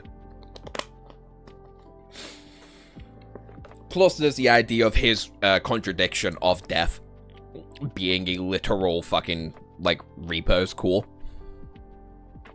And then there's his other dynamics with the other gods of the universe. It's all cool and shit, plus his defiance of the system. There's a fair bit to Sun Jin Woo as a character. I just don't think any of it's excellent. And his mum and found love, at least there's some humanity to him. Yeah, that's the point. He is the most human of the gods, and that's why he like, shoots past him at every point possible. That little bit of humanity does so much more for him. Again, Solo Leveling is an objectively good story. It's just nothing is exceptional about it but the art.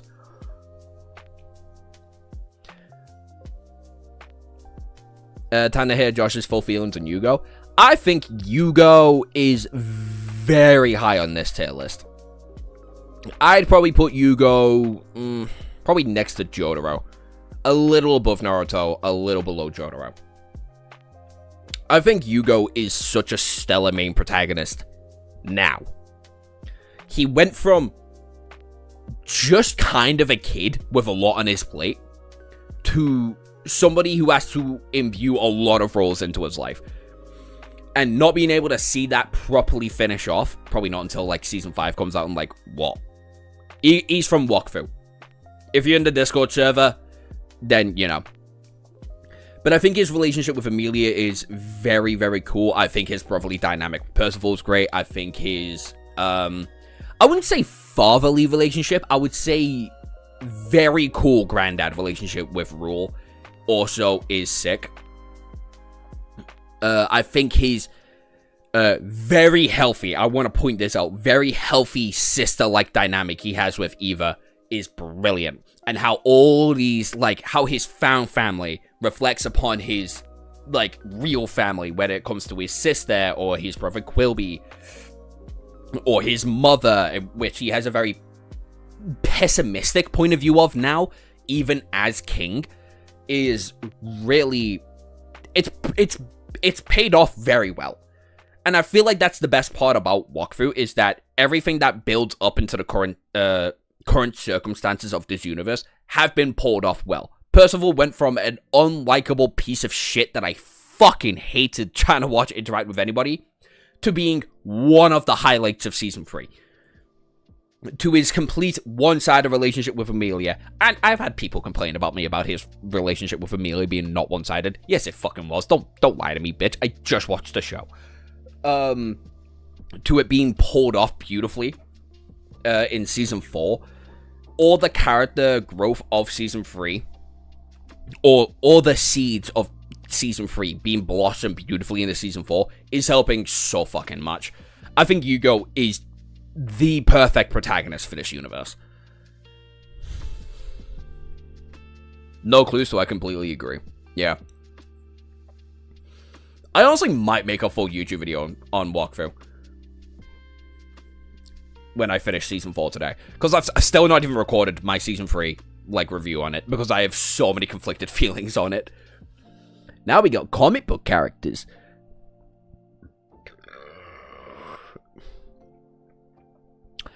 Batman, Superman, Green Arrow, specifically from Green Arrow, Flash, specifically from Flash, Sunny, and Kim Dokja are all that are left. This is going to be fun.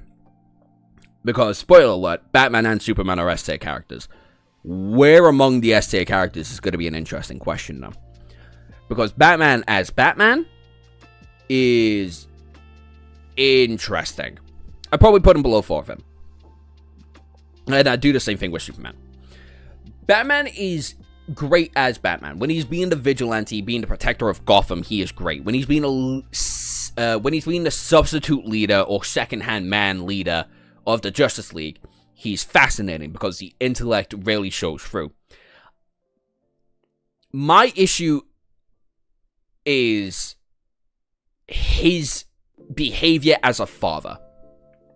His relationship with Nightwing, I really don't like. I've never liked his relationship with Nightwing. I've never really liked his relationship with Dick Grayson.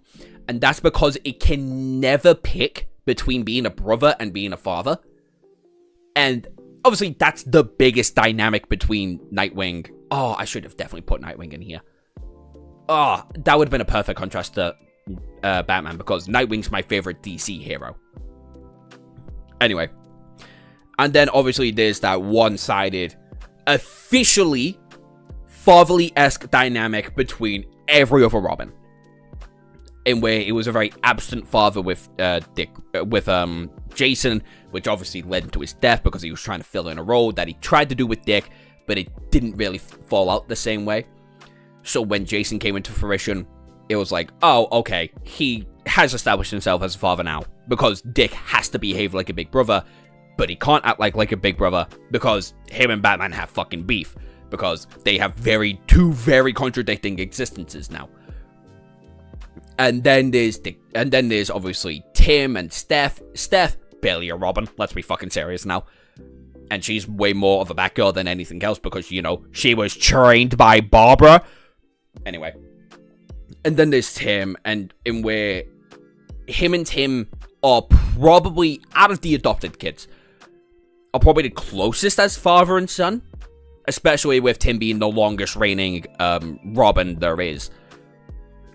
It's interesting, especially with Tim's relationship dynamic with Jason, because Jason wanted the kind of fatherly son dynamic that he has with Batman, but then with Batman's absence when he dies for like, what, 3 fucking years?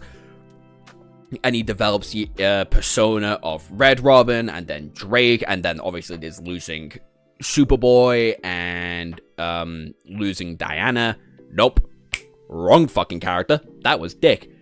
He lost... Who did he lose? He lost Superboy and he lost someone else. I'm not rewatching my Tim video. Because that was like a year ago. Anyway, and then that coming back up with Batman coming back, and he's like, okay, no, you're like my fucking son. Your dad is dead, your mom is dead. You're officially my son because I adopted you, bitch. And they have a really complicated father-son dynamic. And then there's Damian, which makes that complication even more complicated. Because now it's like, oh no, Batman has a fucking son. This is the son of Talia al Ghul and Batman. And it went in a bad direction. Because now Bruce can't think like the father he used to be. Because Dick kind of just fulfilled it. Batman died. So someone else had to pick up the mantle as Batman. Which is kind of where Tim led into the whole like Red Robin scenario and shit like that, right? So it's like, oh, okay, I need a Robin. You're literally the smartest fucking Bat family member. You cannot be my Robin. So how about Damian be my Robin? Damian, my official little brother. There's Tim as his little brother. There's Jason as like that weird... Jason's like a weird relationship with Dick. Admittedly, if you've read the comics. But, you know, they've got a pretty good, healthy relationship. Dick is like the big brother to Damian, though. There's no and if or buts about that. It's damn near fatherly. But unlike Bruce, who was conflicting on the idea of like being a big brother or a father to Dick, Richard was like, no, I'm your big brother. I'm your mentor. Bruce is your dad. And if Tim is able to get him back, he will be your dad again. But I am your brother. And there's no way about it. And I will help you as much as I can. And obviously, and then there's obviously different ways of like Damian's character being kind of fucked with, whether it be him in charge of the Titans, whether it be future variants of himself being fucked over. But thankfully, thank God to his official run as Robin, in where he kind of stops being Robin. He embraces the Robin mantle, but it's a different Robin. It's a fucking weird thing, don't get me wrong. But then he officially now, as a 14-year-old, has a love interest with, by the power of Grayskull's fucking kid, I can't remember her name. To then his growing relationship with Bruce, and it's like, okay, no, they're understanding each other significantly more because they are each other unapologetically. They are father and son, down to the very fucking bone. And then there's this growing relationship with the Al Ghuls and how he is going to be in charge of the Al Ghul family. But he wants to change it fundamentally, which is what Talia wants him to be a bit later on in the, like, feud, if you ignore the whole grown-up Damian and Damian dying kind of thing. Which is where he does get the Hellbat suit, which, by the way, gets obliterated. He gets a couple of good shots on Darkseid, but he goes there to go get Darkseid's Omega thing, and then come back. Bear in mind that suit doesn't come back. It's fucking dead. That's a movie only thing. I mean, he does it regardless, but yeah. Batman is Darkseid's biggest pain in the ass, hence why Absolute Batman kind of exists. And that universe being hell. But yeah, Batman is great when he's with everybody. Even when it comes to, like, Cassandra and Duke, he's a great guy and a great character. But I just kind of wish there was better continuities for Batman. Same thing with Superman. The Hellspores, whatever they were called. Yeah, Hellspores. How does he make the planet explode? He changed the algorithmic settings. So rather than the spores going off on Darkseid, or on Darkseid's planet, whatever the fuck that's called, I can't remember. It goes off when Batman tells it to, or when he dies, which would then subsequently destroy Darkseid's planet. Which obviously he doesn't want that to fucking happen. And unfortunately, Darkseid can tell when someone's bluffing to him, and Batman was not fucking bluffing. So, but then there's Superman, and I just love Superman, man. I love him. I love hope. I love optimism. If you couldn't tell. And I think his dynamic with Lois Lane's great. I think his dynamic with Batman is great. I think his overflowing arrangements with all of the antagonists, whether it be Brainiac, whether it be Elektra Girl, whether it be with, again, Darkseid, Bizarro, with other Kryptonians, what have you. I feel like he has such a cool conflict with them. Also, he's consistent. And that's the thing I really like with Superman, is that he's way more consistent in character than Batman is. If you ignore the whole Snyder thing. Snyder really fucked up Superman for like a good 10-year run there. But he's back to being normal. If you ignore the fact that Superboy Prime is currently Superman, but like, whatever. It's a good run. It's actually a great one. That run of Superboy Prime is fan-fucking-tastic. It's such a great time. Oh no, I'm in a Tom King... Oh no, I'm in a 9-panel. I should get away before Tom King gets me.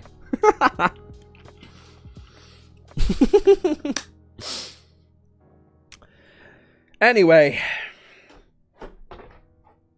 If these were comic book characters, they'd all be an S tier, frankly. But no. Injustice does not count. Neither does Snyderverse, or neither does anything that gets influenced by it, okay? Because fuck all of them. My Superman is a hopeful, optimistic man that is the living heartbeat of the hope of the Lantern Corps, the Blue Lantern Corps, and the fucking living universe, okay? If you don't include Diana, which, by the way, would probably be a bit behind Batman because she doesn't get enough representation.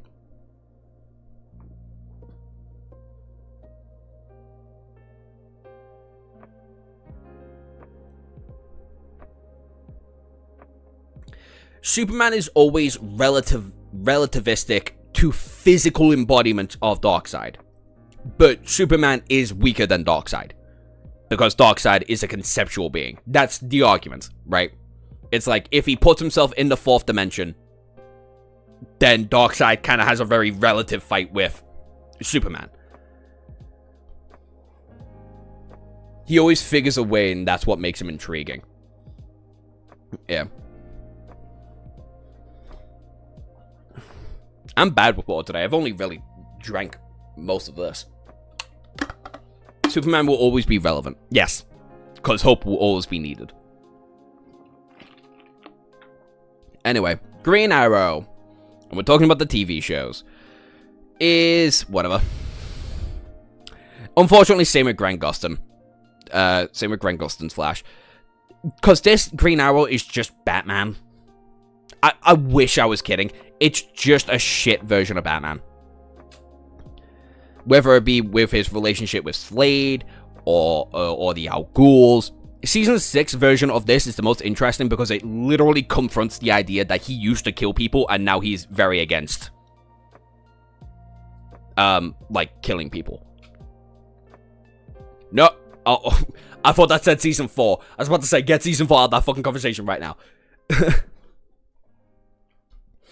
And Grant Gustin, it was, the first 3 seasons were, like, the first 2 seasons, I would say, are perfect superhero television.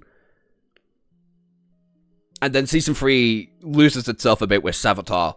And then season 4 really loses it with the fucking mind guy. And then, how many seasons are there? There's 7 seasons, I think. Because Bloodsport really disappointed me. Because Bloodsport's such a good supervillain for Flash. And honestly, they had a pretty good idea with the concept of him being able to be in this bloodstream and fuck with him mentally. We are the Flash. Get the fuck out of here, yeah. Season 5, 6, and 7.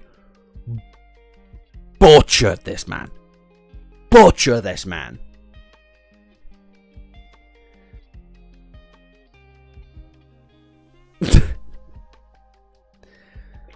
So yeah, these two are just fucking dim lights.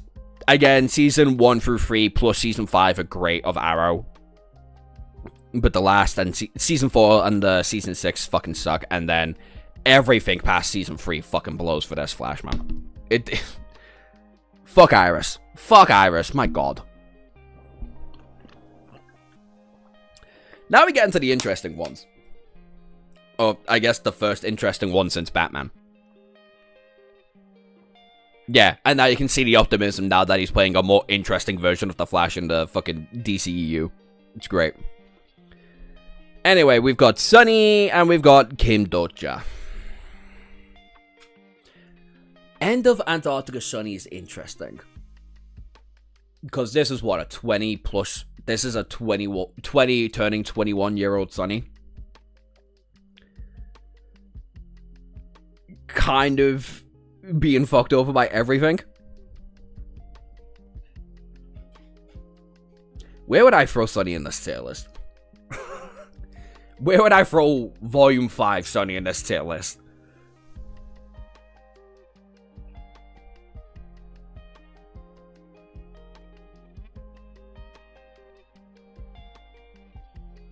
Sunny's S, don't care.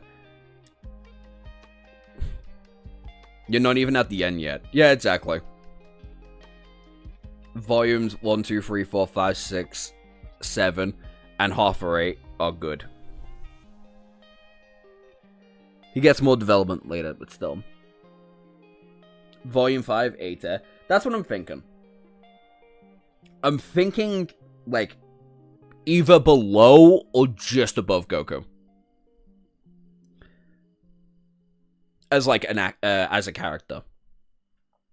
He's not an S tier character, not yet. I feel like if you include everything about Sunny, then possibly you can argue him to be an S tier, but right now I don't think I can, because this is still a pretty adolescent Sunny. Like he's finally getting a grasp of his own humanity.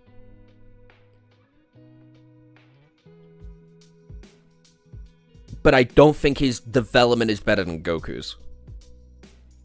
Nor do I think his growth...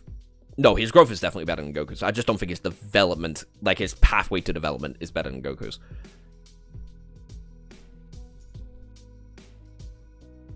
Yeah, I haven't finished Volume 5. But the ending makes him an S tier. If you get caught up, he's definitely an S tier. I don't think I'll agree with you.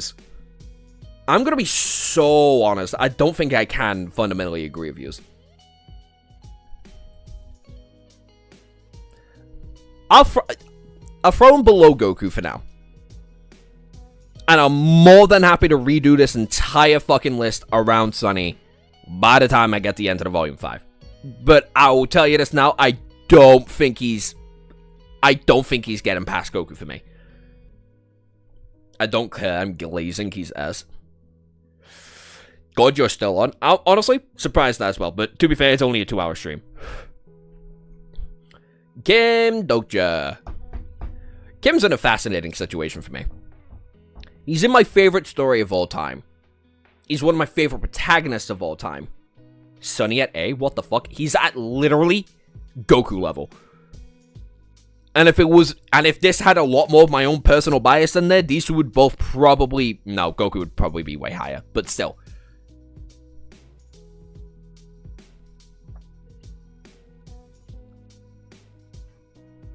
But Kimmy Boy is interesting. Because now I've got to compare Kim to literally everybody in the cast of Omniscient Reader's viewpoint. Oh. Yep. Okay, spoiler alert. I guess it can go in S. But S among S's.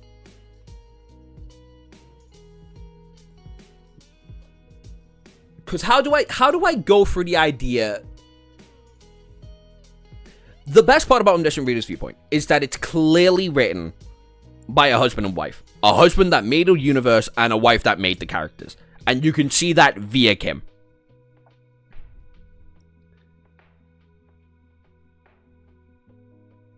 I said low S. I'm thinking a low S. Like, I'm thinking above Edward, below Batman. Because, alright, if I had did what I did for Fairy Tail, in where I included Han Sang-yeon and, I can never fucking pronounce his name. I'll just say Yu. If I included Han Sang-yeon and Yu as the three primary protagonists of Omniscient Reader's viewpoint, then it'd be funny, because all three of them would be S tier. But for completely different reasons. Han Sang-yeon would probably be at the very top of fucking S tier. I'm gonna be so real with you. I feel like she is the single best female character to ever been written. And I will fist fight all of you on that one. All 22 of you at the same time. Fight me. Yeah. His name is never spelled out like that, though. Never in physical volumes, at the very least. Fuck me, I had my ex-girlfriend who can speak Korean try and, like, help me pronounce it. I've never been able to. Yeon Jun-hyuk. Yeon Jun-hyuk. Yeon Jun-hyuk.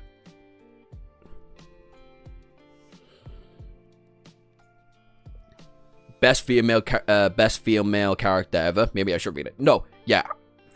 Like, it's gonna be hard for me to, like, argue that she isn't.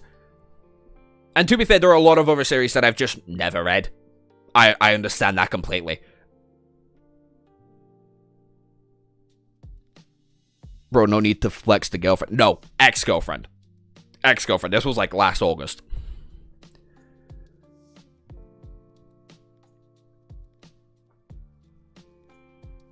I'll just keep saying you. But yeah, I'll have him below Batman.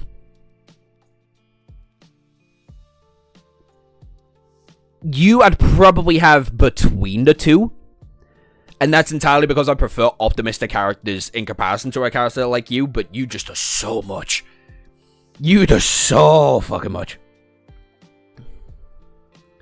I do think Han Sang-yeon has top 2 female character spot, yeah. And then I'd probably put Han Sang-yeon as, like, number 1. Like, on this entire list. Like, all 3 fucking clear. Characters on Omniscient Reader's viewpoint is not even fucking funny. I think that might be, like, top 5 casts ever.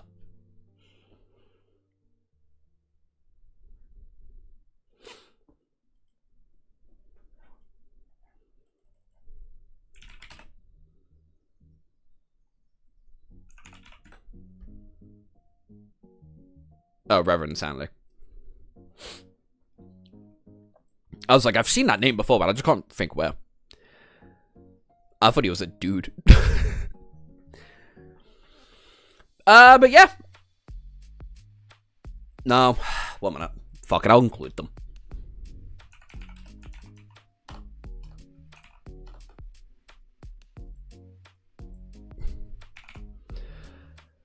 I'll include you and Han.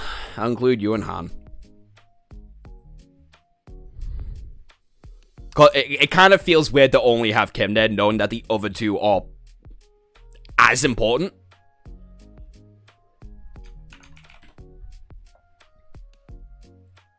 I might argue more important. Well, definitely not to the side story, but fair. Also, Han Sang-yeon is fine as fuck in a novel. This woman has no need to be as beautiful as she is. And again, both are very clearly written by a woman.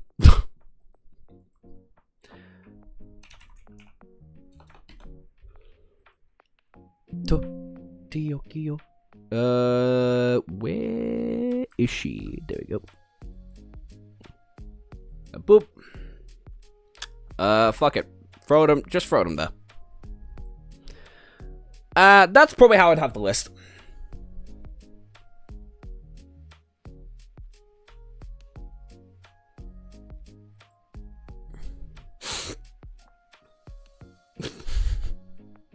And that's only if you... I would include those three. Kim Do-cha's clearly the main character of Omniscient Reader's viewpoint, knowing that he's, like, basically the only perspective we ever get to fucking see up until, like, the last, 50 chapters, give or take. Necessary, but still. But that's how I'd have the list. Han Sun-yun, Ichigo, Ken Kaneki, Lloyd Frontera, Thorfinn, Superman, Yun Jun-hyuk, Batman, Kim Do-cha, Thorfinn, Ippo, and lmao. Again, lmao might be higher in the list.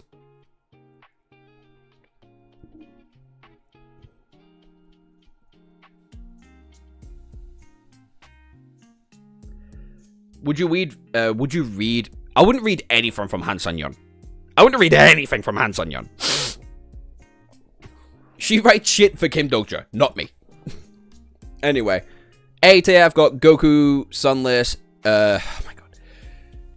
Joseph, Johnny, Jotaro, Yugo, Naruto, Light Yagami, and Izuku. B tier, I've got Kyo, Luffy, Patrick Jane, Lucy, Taiki, Jolene, and Yuji.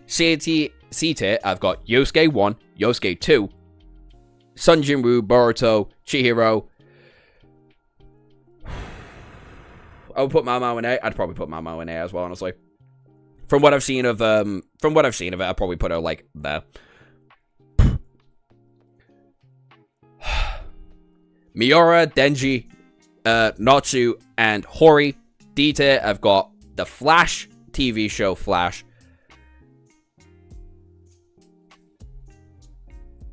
Gabimaru, Jorano, John, Asta, the Arrow's version, the TV show of the Arrow.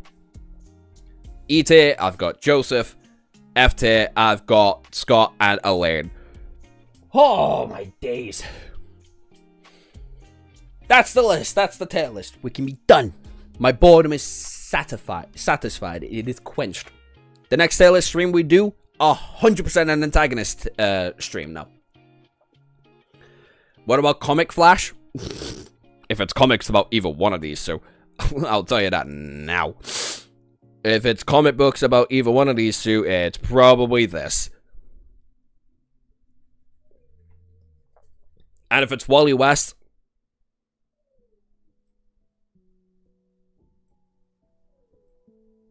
yeah, I'd probably put Wally there. Barry, I'd put above Superman, but below Thorfinn. But these are the TV show versions! So, actually, TV show versions, I'd probably do it like that. They're very relative. So, D tier would be Gabimaru, Jorano, John, Asta, Grant Gustin's Flash, and I'm forgetting the actor's name of the Arrow, both in the TV shows. Then Joseph, and then Scott and Elaine. Good list, bad list. Tell me how you think about it. Anyway, that's in the stream. It's been 2.5 hours. So, average about stream. Anyway, thank you for watching. Bye-bye. Bye-bye. Godspeed and all that. Fuck yeah. Dude.